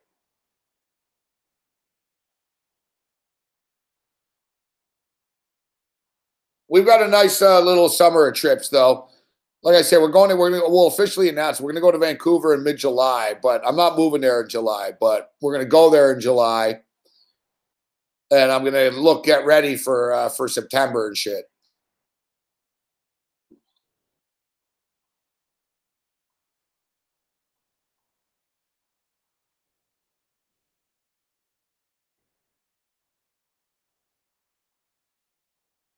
All right, so we'll take our first break in the evening. We're giving you 2 hours and 36 minutes of nonstop action on this program. We appreciate you tuning in. Give us a thumbs up if you haven't already. SPR likes the thumbs up. And we've only got 55. We can do much better considering how many motherfucking viewers have been watching the show tonight.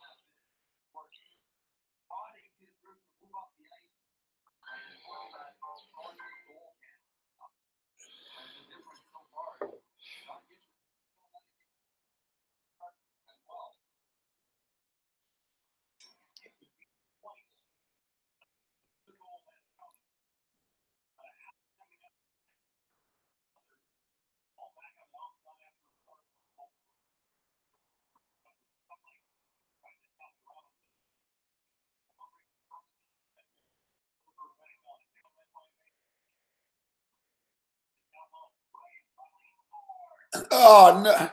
Fuck. They score. I had the no goal in the first 9:50 motherfucking 9. They made it to the 12-minute mark. I was like, man, I'm about to win this. Good. Fuck.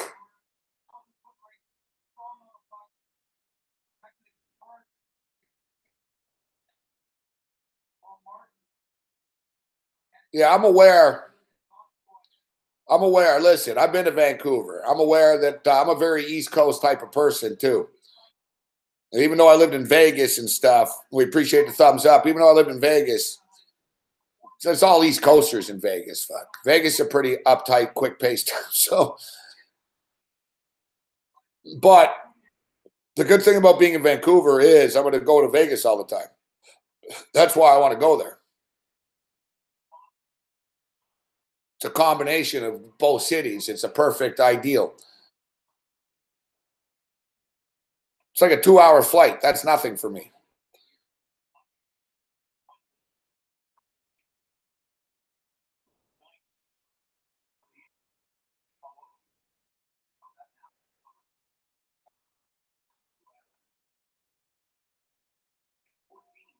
How many bets do I do on average?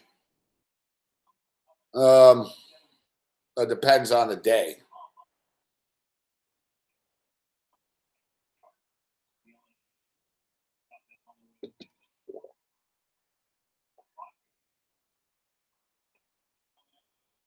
Right now, I've got 3 active bets only.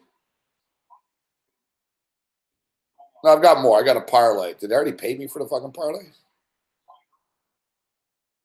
No. Oh, fuck me. Now San Jose scores. There goes my 3.5 bet. I don't mind if San Jose wins. I've got the 7-1 parlay.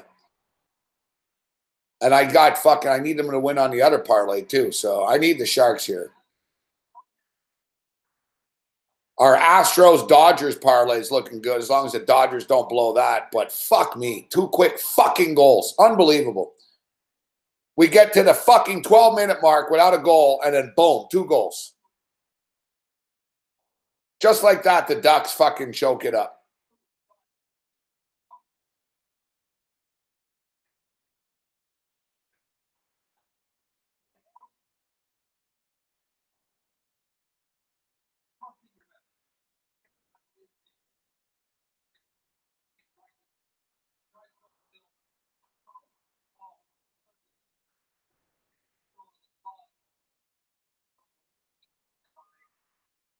Two one for the San Jose Sharks. 10 minutes remaining. Yeah, suddenly the over is suddenly sort of in play.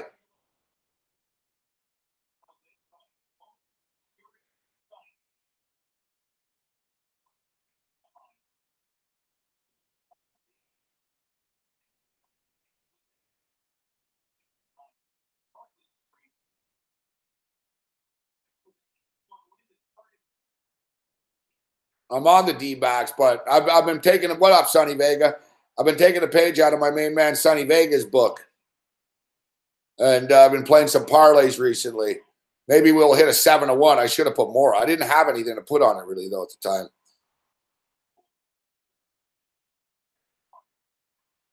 I never win parlays either, so I don't have confidence that I'm going to sweep the board in the NHL tonight, but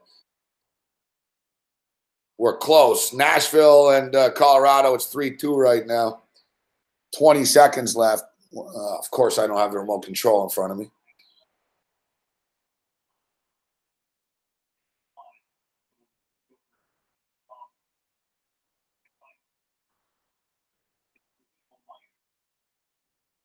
Five seconds left in Nashville and Colorado.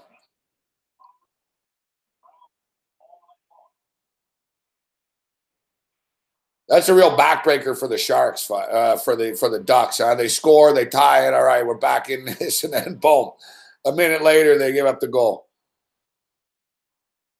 What a motherfucking screw job, though. I swear. It was when we stepped away for a second. I looked up at the clock. I'm like, oh shit, there are 12 minutes. I just need fucking 2 more minutes of no goal. I'm going to hit this bet. And as soon as I think that, they score.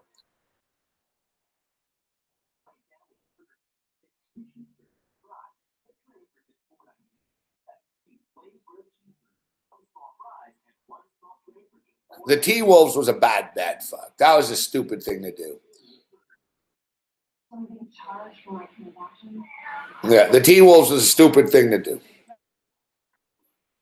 So, yeah, we're looking at a Washington Huskies schedule. They open up in Atlanta, actually, against Auburn. It's too bad. It says it's a Washington home game, but it's not.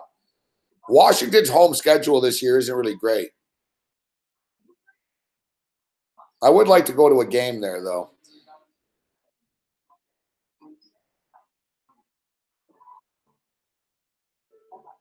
I don't know if they serve booze, though, at a Washington Husky game. I might be better off just going to a Seattle Seahawks game. So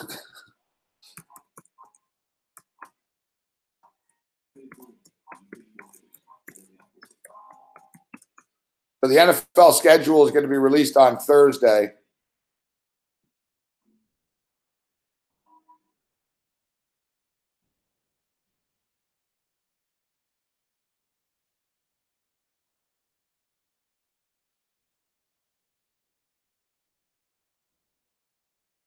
Yeah, we know the teams are going to be playing at home. Obviously, they play their division opponents, so they're playing the Rams, the 49ers, and the Arizona Cardinals, but non-division teams are pretty cool. They're playing the Dallas Cowboys. They're playing the Green Bay Packers. They're playing the Kansas City Chiefs. They're playing the LA Chargers. They're playing the Minnesota Vikings. Pretty tough schedule, actually. So there's a lot of cool games that I wouldn't mind going to see. I can combine both. Like, I've never seen Aaron Rodgers in person before, or have I? No, I don't think I have. No. I've never seen Aaron Rodgers. Like, seeing Rodgers would be cool. Green Bay Packers versus Seattle on a Monday night or something like that would be a good time. I'm high on the Rams. The Rams would be a good game to go see in Seattle. So, you know what? I'm actually looking forward to seeing the schedule from my perspective, because I do shows all the fucking time, right? So, for me, I can sort of look at an NFL schedule and go, all right, I can go to that game and I can squeeze this game in.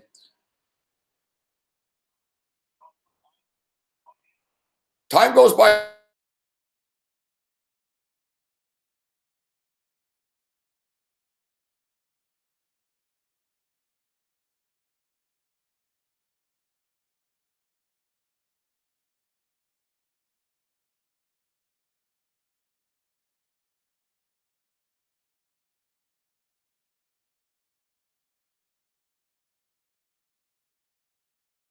Participating in that once again this year. And you know, last year we weren't doing our show on SBR there when we were at the we did it on my page. I did something from the lobby of the hotel. It was a good time. It's the first time we met Chris Edge. If you remember Chris Edge, that was a good night. Remember, I just set up shop in the I set up shop in the lobby of the hotel. But yeah, we'll be in Vegas for the IFBC football conference. There'll be college football opening weekend. You'll have NFL preseason. There'll be a bunch of speakers. I see Tony Sincata in the house. Hopefully Tony comes down to Vegas.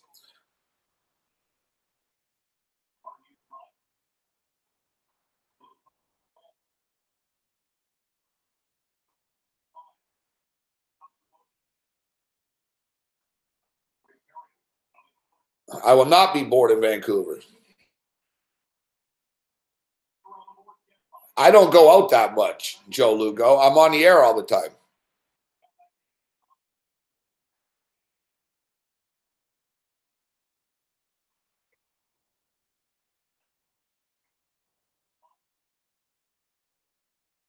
Yeah, it's going to be an epic weekend that weekend. Sonny Vega and Taylor Stevens are already in. Sooner Lisa says she got her ticket.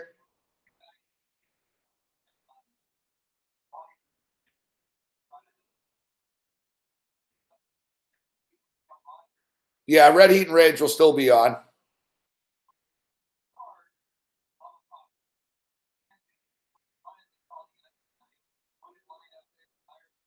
We'll have a lot of events coming up. We've had quite a few recently, but we'll have more coming up. My next big project, my next little trip, I got to go to the Maritimes of Canada. But we're going to do a road rage, it turns out. So I'm going to do a live sports show out there. McInnes is going to be there, Tim Anderson.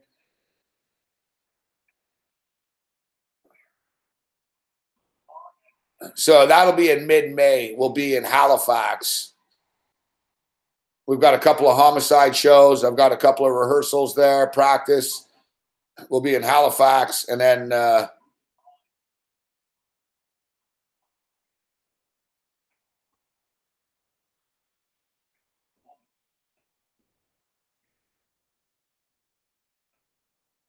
yeah, hang in there, Sean. I'll lock down the road rage tonight and the shows. I think the Gus show is canceled. I don't know what happened. Fuck, they fucked it up somehow. I think we were going to play at Gus's, and for some reason the drummer said, no, we're going to play somewhere else that's more fitting. And he fucked it up, I think. I don't know. I'm not sure. I really don't care, to be honest with you. We got the St. John's night. That was the show anyways, and we're really just going there to practice and get the record so we can fucking do this stupid record once and fucking for all. So we need to be in the same city for 4 or 5 days. And 2 of the guys live in the Maritime. So they're always coming east, and they're going to have to come east to record again in the summer. So me and Brian have to bite the bullet. We're going to go there, play a couple of shows. I'll do a road rage from there. I've never done a road rage. So in all the years, I'll get it out of the way before I fucking move west because it'll never happen in the future. So it'll be the one-shot sports rage in Halifax. We've been saying we're going to go there for years. So we'll be there. I'll be there. I'm going to be in Halifax for like 5 nights or something. I'll be doing the show in Halifax like every night, but I'll be doing it. I'm going to get an Airbnb, I think. But I'll do the show from a sports bar one night. And then Homicide's going to play. And then we go to St. John, New Brunswick. And then boom, in June, we got to start figuring it out. But we're going to do a last show in Toronto. We're going to do a last show in Toronto, a going away party in Toronto. We haven't done a road rage here in Toronto since our 15th anniversary a year and a half ago. So it'll be nearly 2 years in between Toronto live shows. We'll do a going away party show in Toronto this summer, probably in June.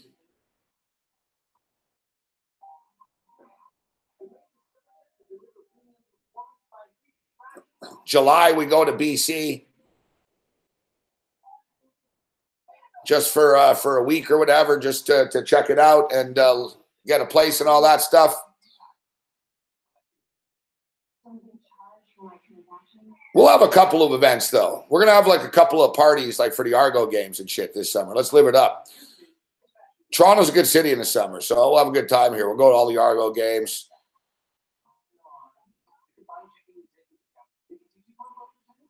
And then, boom, into August. And we got the IFBC in Vegas. Oh, yeah, I'm going to record a record this summer. And we got the IFBC in Vegas, August 24th to 26th. And then probably we just stay out on the West Coast after that.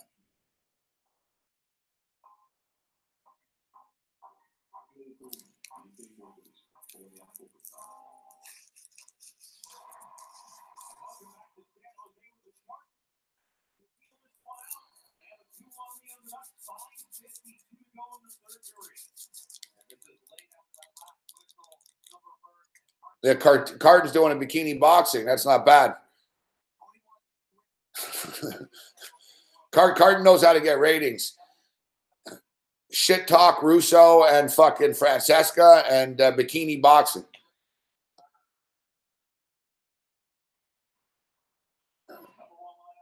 I was actually told, Tony, today by Cardano that yesterday's radio show we did was our most listened to one yet. So it keeps climbing.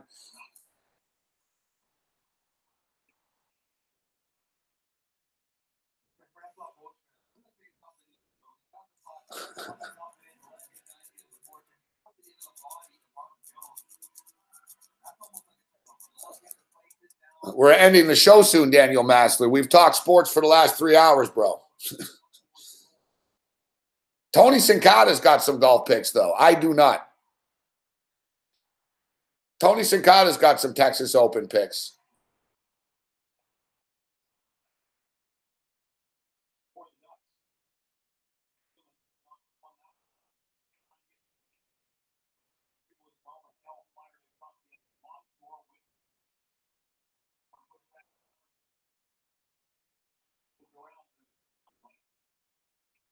Five minutes left, 2-1 right now.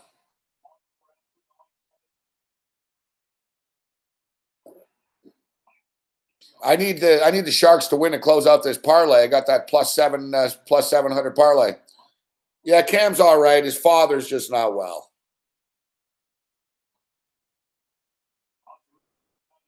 So yeah, Cam's rattled. Cam hasn't been all right in a couple of months, to be honest. Cam's a happy-go-lucky dude, but he's got a lot of problems in his life suddenly, for real. Yeah, and, I don't know, he doesn't, he deals, things hit him harder.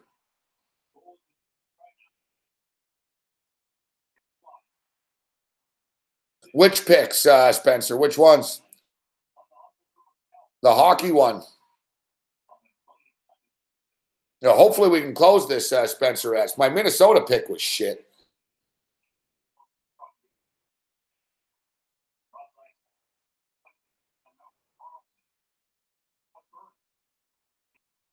Yeah, I'm not a big fan of that, Alex.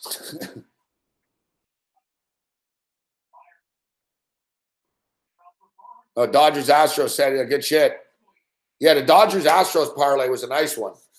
Sometimes you make money keeping it simple. You know what I mean? Garrett Cole's a stud. Dodgers and Maeda was a nice matchup today.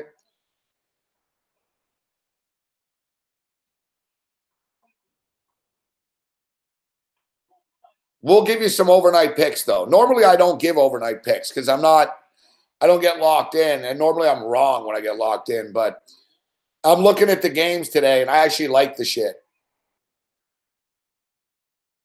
I'm looking at the games for tomorrow. Like I said, I like those basketball games tomorrow.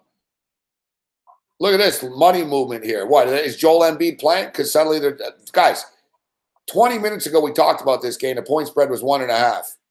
It's now 2.5, or it was 1. Now it's 2.5. Joel Embiid. I don't know if Joel Embiid's been listed in, but the Sixers just went from -1 to plus -2.5. I don't give a shit if Embiid's back. The Miami Heat are going to beat him. The Pelicans are going to beat the Blazers tomorrow night. Lay the 3 or money line, whatever you want.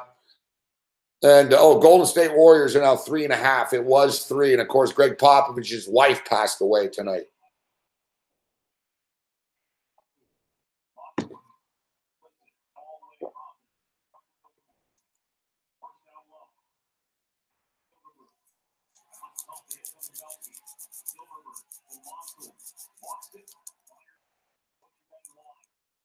Three minutes left. Ducks were getting some nice pressure. We'll see. We'll see at what point do they pull their goalie. I got that under 3.5, but I got a smaller play on that compared to the parlay here. This plus 711 parlay might save my ass for the shitty Minnesota Timberwolves pick and the over pick. And a bad break in the Cleveland game, and just always bad breaks. But.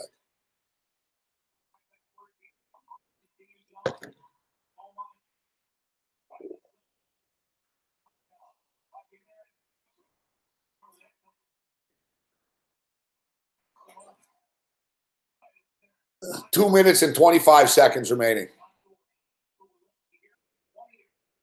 Remember, I played that series parlay as well. They're willing to pay me profit already on that.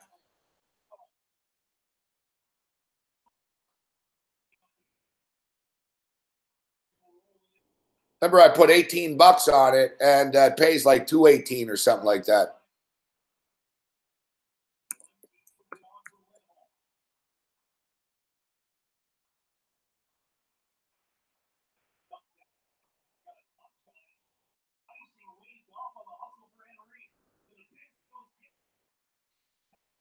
Goalie comes out with 1:43 left. See?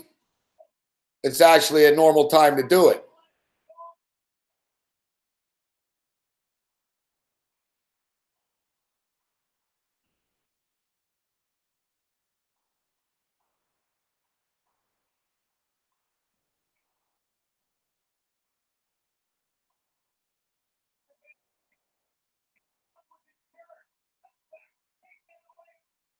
Oh, this misses the net.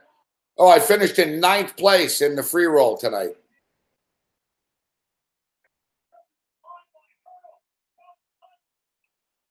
Fuck, the empty net just won't go in. That's good. Not bad, Tony. 9th place, Tony.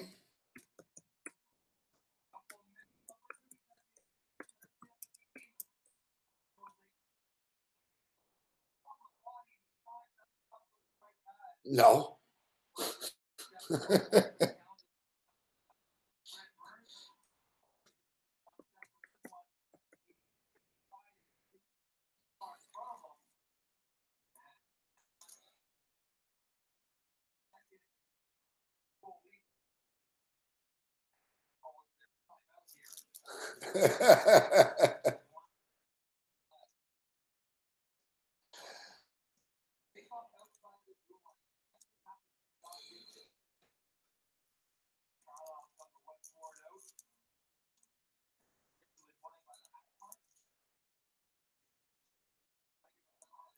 All right, so 2-1 with 1 minute and 1 seconds left. Nah, this game's going to go over the number. If it's going to go over to 3.5, I'm going to get screwed. They got to put the goalie back out.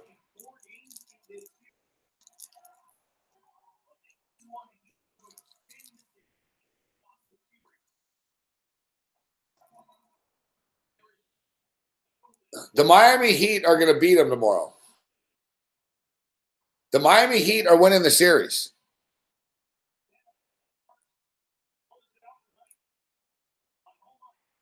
Yeah, fuck the points. Just take the Heat on the money line.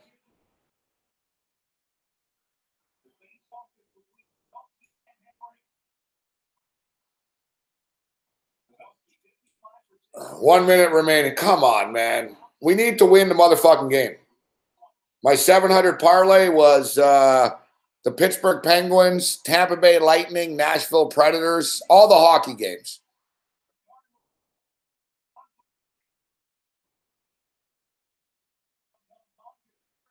Oh.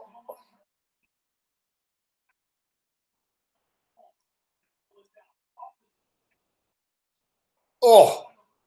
Couture fucking blasted it towards the net, put it hit the fucking duck. 27 seconds remaining. Ducks dump it in. 20 seconds. Ducks trying to get a cycle going. Lindholm back into the corner. 10 seconds. Ducks running out of time. 5 seconds. Stays under the 3.5.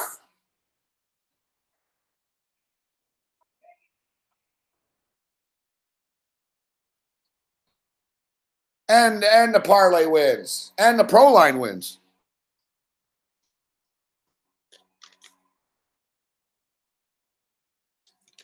Doesn't pay much, this one, but I'd rather bet. Look, I showed you. I spent 60 at the store.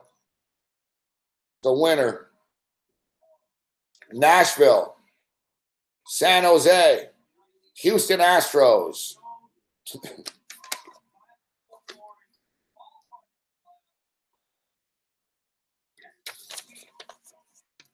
Clean sweep. Fuck, we needed that 3.5 after losing the fucking no goal in the first 9:59 at the 12-minute mark.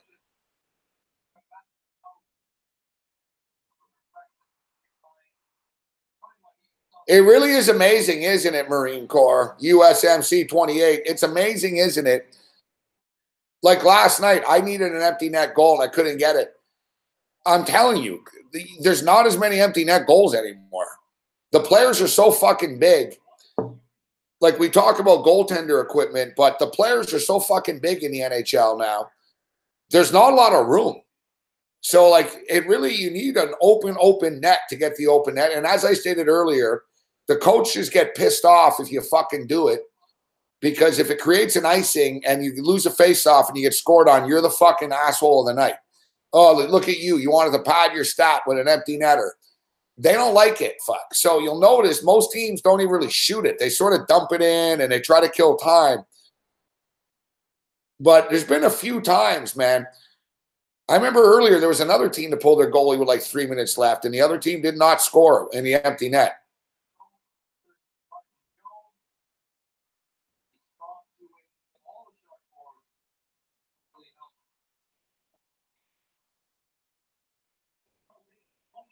Yeah, that's the thing, Jay Will. Me and Tony were talking about it earlier.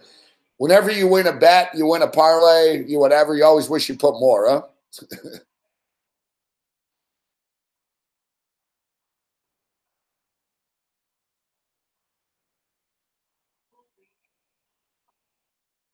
I say the Sharks and the Vegas Knights will be a pick 'em. Vegas will have home ice advantage, so I bet you Vegas are like minus 125 in the series. Look, Vegas were minus 130 against the Kings. The Sharks are better. Fuck. The Sharks just swept the Ducks. It'll probably be like Vegas minus 130, minus 115.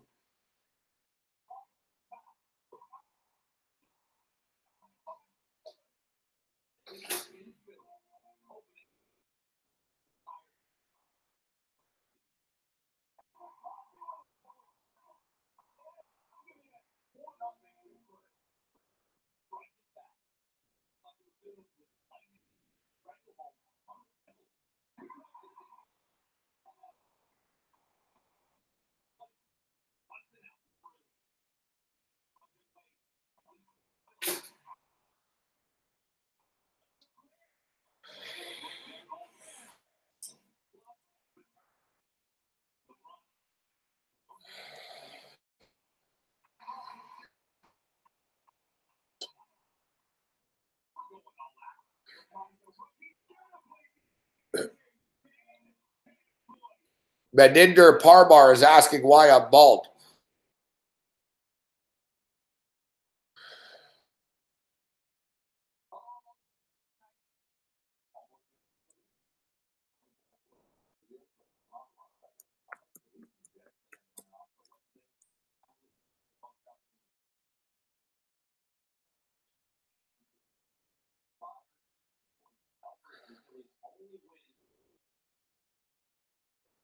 Well, it's actually because for so many years I was bent over like this, face first in your mother's fucking twat, and it fucking wore all my hair out. Fuck. Unfortunately, your mother's pussy is like fucking like a fucking wool fucking scrub sponge, and all my hair got worn out.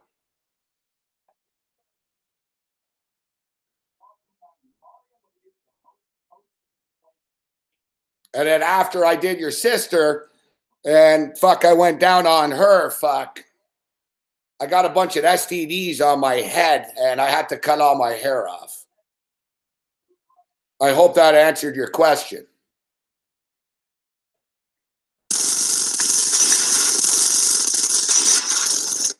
You're gone.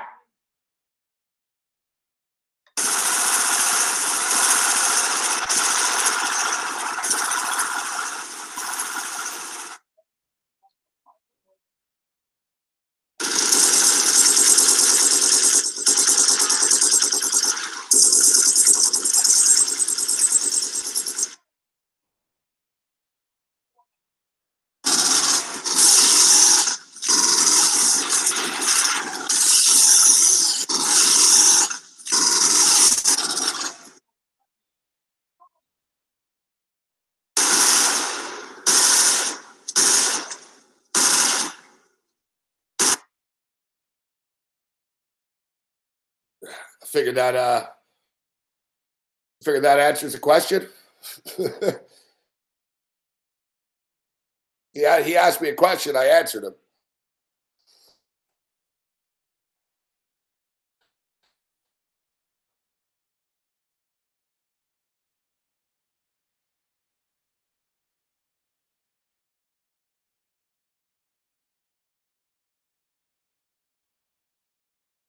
Any other questions?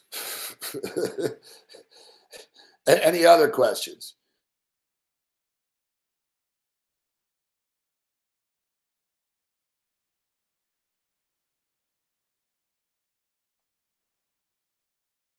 All right, so as we stated tomorrow night, I don't know what's the deal on Joel Embiid. Did it just say that this motherfucker's playing?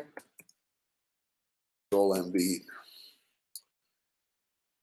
Joel Embiid practices is listed as doubtful.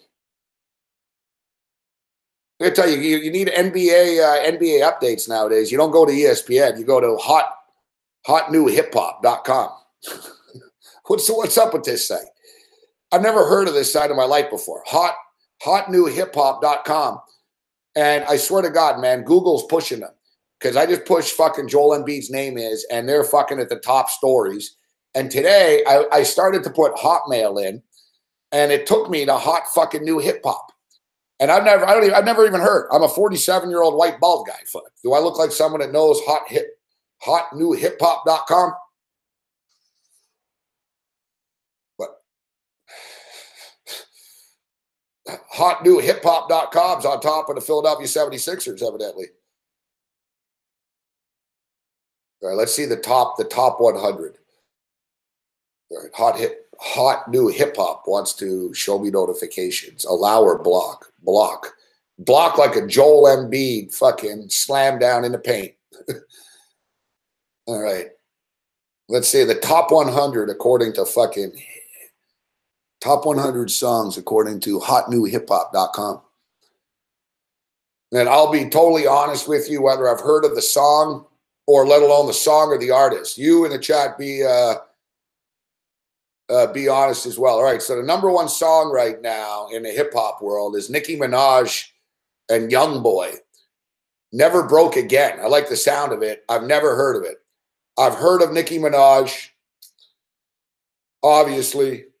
I've never heard of Youngboy. And I've never heard of this song before. It's the number one song in America right now. Anybody heard of it? Anybody heard of it? Anybody know that song? Never Broke Again. It's a good title.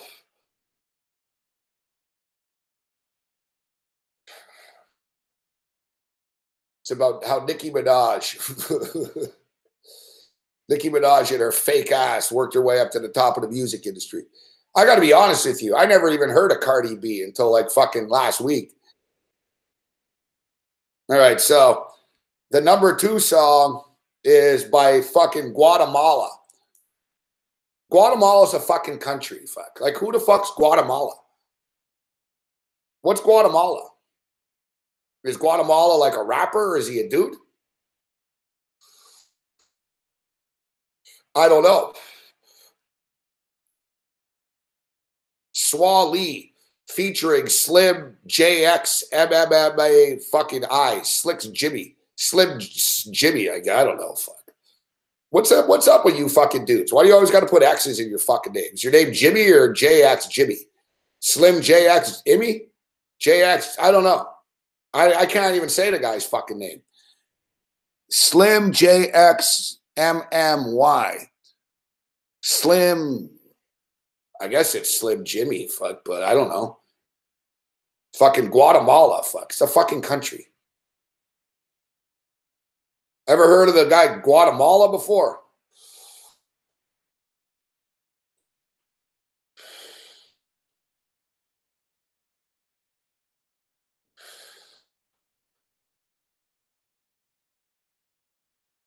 All right. The number 3 song is by fucking Chun-Li. By Nicki Minaj. Chun-Li. It sounds like a fucking soccer team I bet on. In the Hong Kong Soccer League. Chun-Li. Yeah, I'm taking Chun-Li under 2.5. Nicki Minaj, man. This chick's got 2 fucking hits going here. All right, so the other one, number 4 is Bands. BANDS. Bye Bye Birdie. Produced by fucking DP Beats. Was this double penetration? Some sort of fucking, is this like porn music? DP Beats. Featuring Little Uzi Vert. Little Uzi, fuck, huh? Oh, this next one sounds good. The Rage. Now we're talking. I like the name. Good name. The Rage.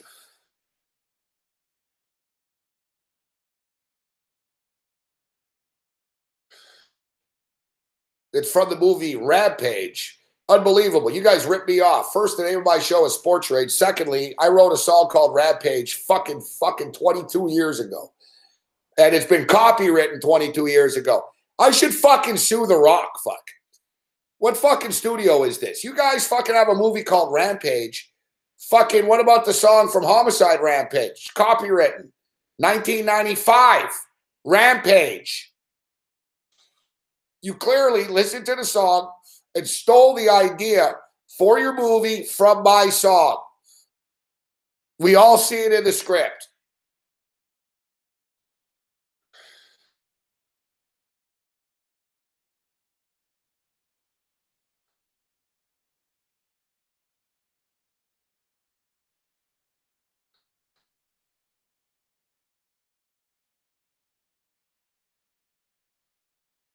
Yeah, so evidently The Rage is Kid Cudi. I like the name of this one. Who Run It? Featuring Little Uzi Vert. This Little Uzi kid seems to be rocking. Who's Little Uzi? Lil Uzi. Not Little Uzi. Lil. L-I-L. Lil. Let's see. Little Uzi. Little Uzi. Here he is. Little Uzi Vert. Fuck, he looks like a nut job. Fuck.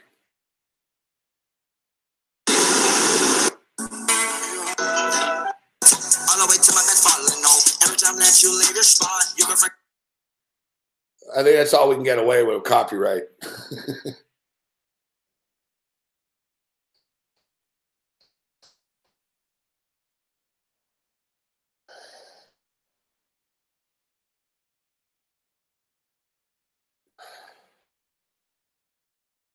You guys ever heard of this motherfucker? What's his name? Fucking Technique 6ix9ine. The Tech 6ix9ine.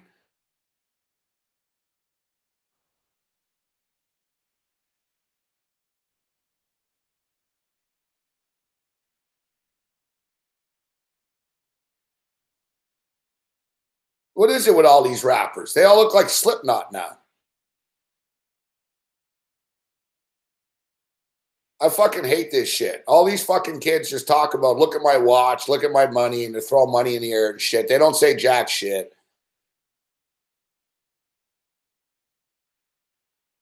But this kid's got 179 million fucking views. I see he's raking in the money. And he just talks shit to everyone. He's talking shit to Adrian Broner this week. Adrian Broner said, I'll fucking kill you, fuck. But this kid fucking runs his mouth and shit, and people buy into this stuff.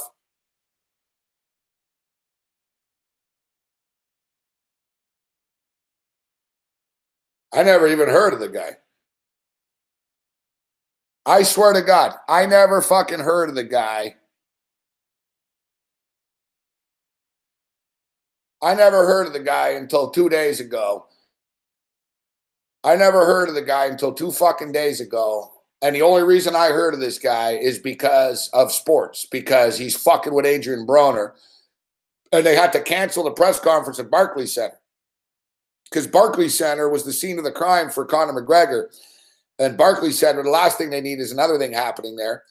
So this fucking rapper kid, I guess he's from fucking, I don't know, is he from the Bronx or something? So this rapper kid fucking threatened to fucking shoot the place up or something. Like, I don't know, not threatened to shoot it up, but he's gonna disturb the press conference. So they said, fuck it, we're just gonna cancel the press conference.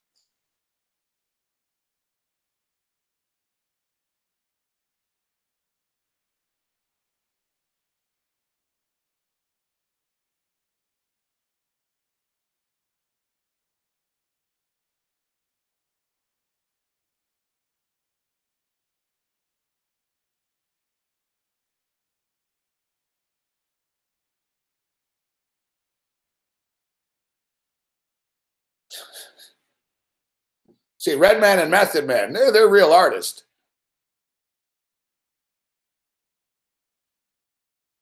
Like I said, I don't see this Tech 6ix9ine dude on the hit list. Barbie things, Nicki Minaj. Here he is, Gotti. I can't play it right now, Gotti, on this show. Fuck, he'll shoot me.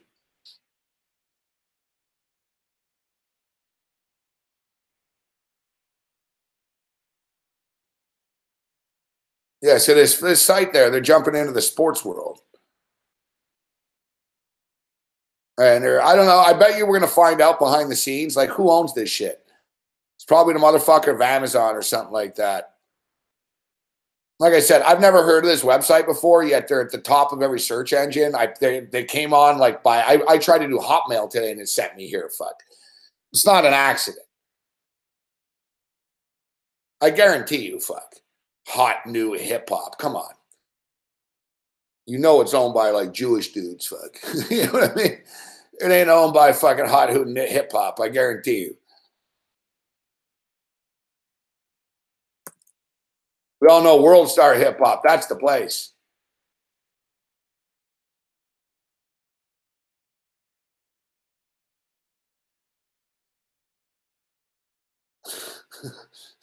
Yeah. I want to find out who owns this website. Let's try to see. My guess is right now you're going to find it's owned by Vanity Fair or something. Hot new hip hop website. Going to be owned by Condé Nast or fucking Murdoch, like Fox or something. Watch.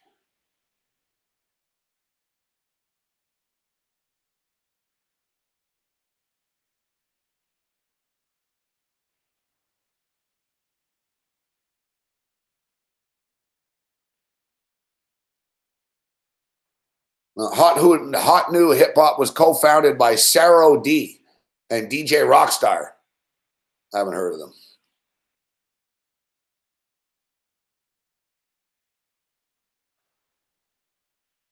Hot New Hip Hop produces the hottest new rappers in the game as far as websites go. If you want to be a tastemaker of who's going to be hot, you got to visit Hot New Hip Hop.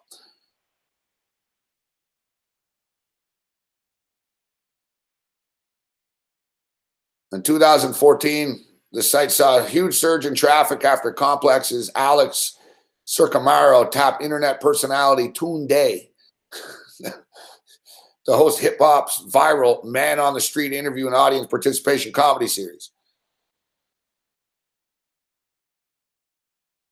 Yeah, I guarantee you they were bought out by some big fucking firm recently.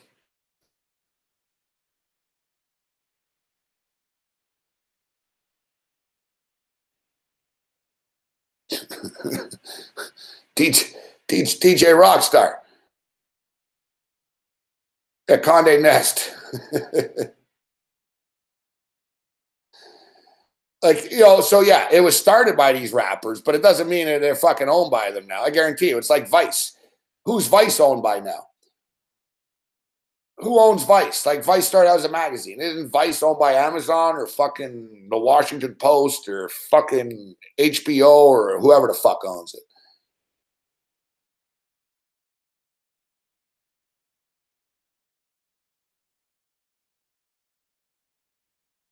Anyways, they say that Joel Embiid is up in the air. Now they're saying doubtful. This is from the Philadelphia 76ers, though. Philadelphia 76ers official Twitter account. Joel Embiid, orbital bone fracture, left eye. Doubtful for tomorrow night's game. Yeah, like you're going to believe the Philadelphia 76ers.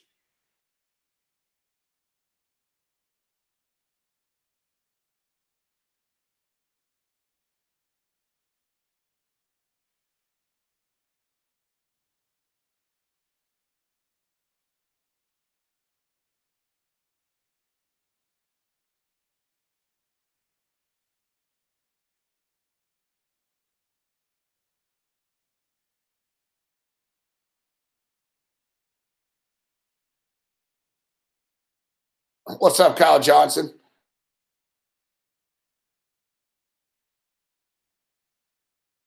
Interesting. Urban Links is a media company in Montreal. Huh? That's who's behind this site, Drew.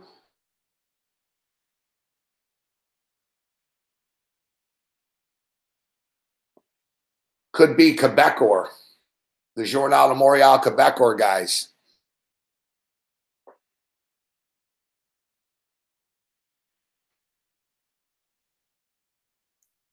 Whoever it is, like I said, they've gotten an instant spike in awareness, like on search engines and shit like that. That doesn't happen just by a good SEO.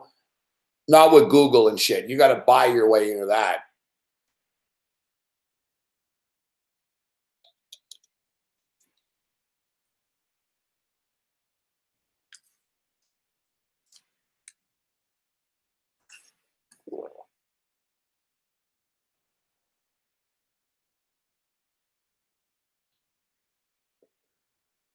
Yeah, like I said, you're getting media reports from the Philadelphia 76er fucking official Twitter account.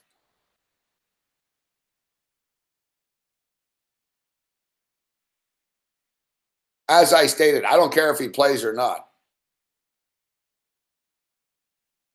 I don't care if he plays or not. I think the Miami Heat are going to beat him.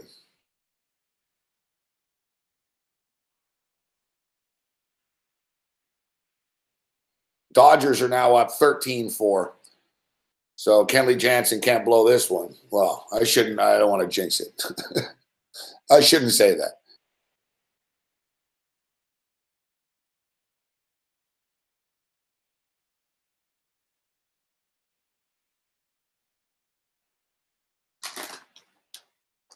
All right. So quality show here this evening. We'll get into some UFC later in the week. Maybe we'll get Lou on. This week's been pretty quick. I can't believe it's Wednesday already. This shit flies by. Like I say, you can't tell because of the fucking cold ass weather here on the East Coast, but it's fucking annoying. Feels like wintertime here. Fuck.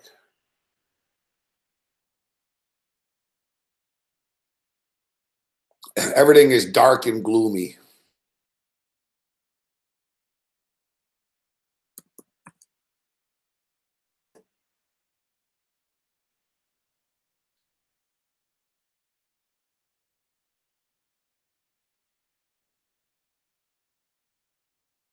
There's a report that the New England Patriots like Josh Rosen. There's a lot of talk about Tom Brady not showing up and blah, this and that in a feud. Look, it's not going to end well in New England eventually, but Tom Brady's going to fucking, it's not like Tom Brady's not going to play football this year and hold out.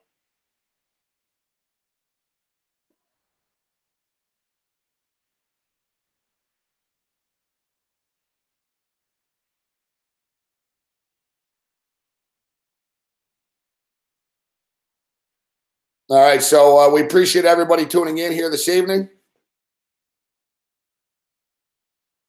Check out Tony Sincata at 7 a.m. on the Fantasy Sports Radio Network. Check out all the great picks tomorrow with Jimmy the Bag and Low Shack, Ice Guys, and everything else tomorrow on SBR. Check out all the videos for all the big games tomorrow. Yeah, we'll talk some AFL. There's only one game on Thursdays, but we'll talk the one game. Friday's AFL night. Tomorrow night, Teddy Covers will join us with an update as far as Dave Malinsky is concerned.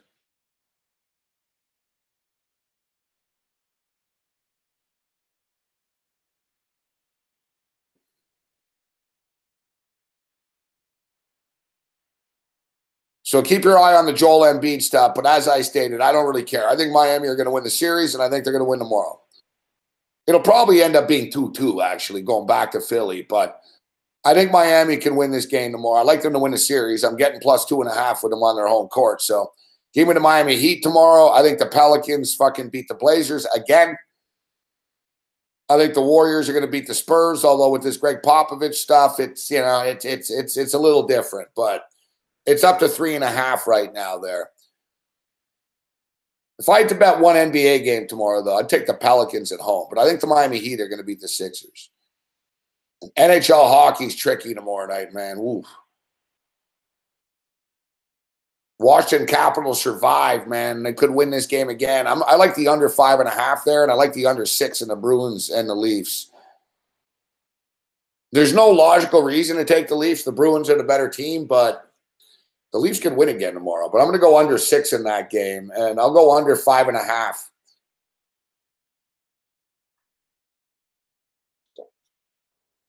In the Capitals and the Jackets. I'll be on tomorrow at 4 o'clock in the afternoon. Tony will be joining us. Tony will be on at 7 in the morning. Babano's on here at SBR tomorrow at 1:30 with the Ice Guys. Jimmy the Bag and Low Shot get it going in the morning. Big man, Donnie Right Side, full slate of videos tomorrow. Check it all out. Give us a thumbs up if you haven't already. We appreciate the support from everybody. Say a prayer for our friend Dave Malinsky. Remember to support SBR, and if you want to hang with all of us from SBR, all the cappers and crew and people from the chat and stuff, all the cool kids, going to be in Las Vegas August 24th through 26th that weekend. Babano's going to be there. Chris Edge is going to be there. And I'll be there. Sonny Vega, Taylor Stevens, the list goes on. And if you sign up now at SBR, you get a free night hotel at the Golden Nugget, too. And the Golden Nugget's a pretty nice hotel, so it's nothing wrong with that. I believe they're going to be sending out the confirmations to everybody next Tuesday. So if you've sent it next Tuesday, they're going to be getting back to you. Thanks, Hill Country. See you later, Daniel Massler. Tony Sincata, we'll see you tomorrow. Yeah, 9th place finish in the free roll. I actually won a couple of bucks on DraftKings, but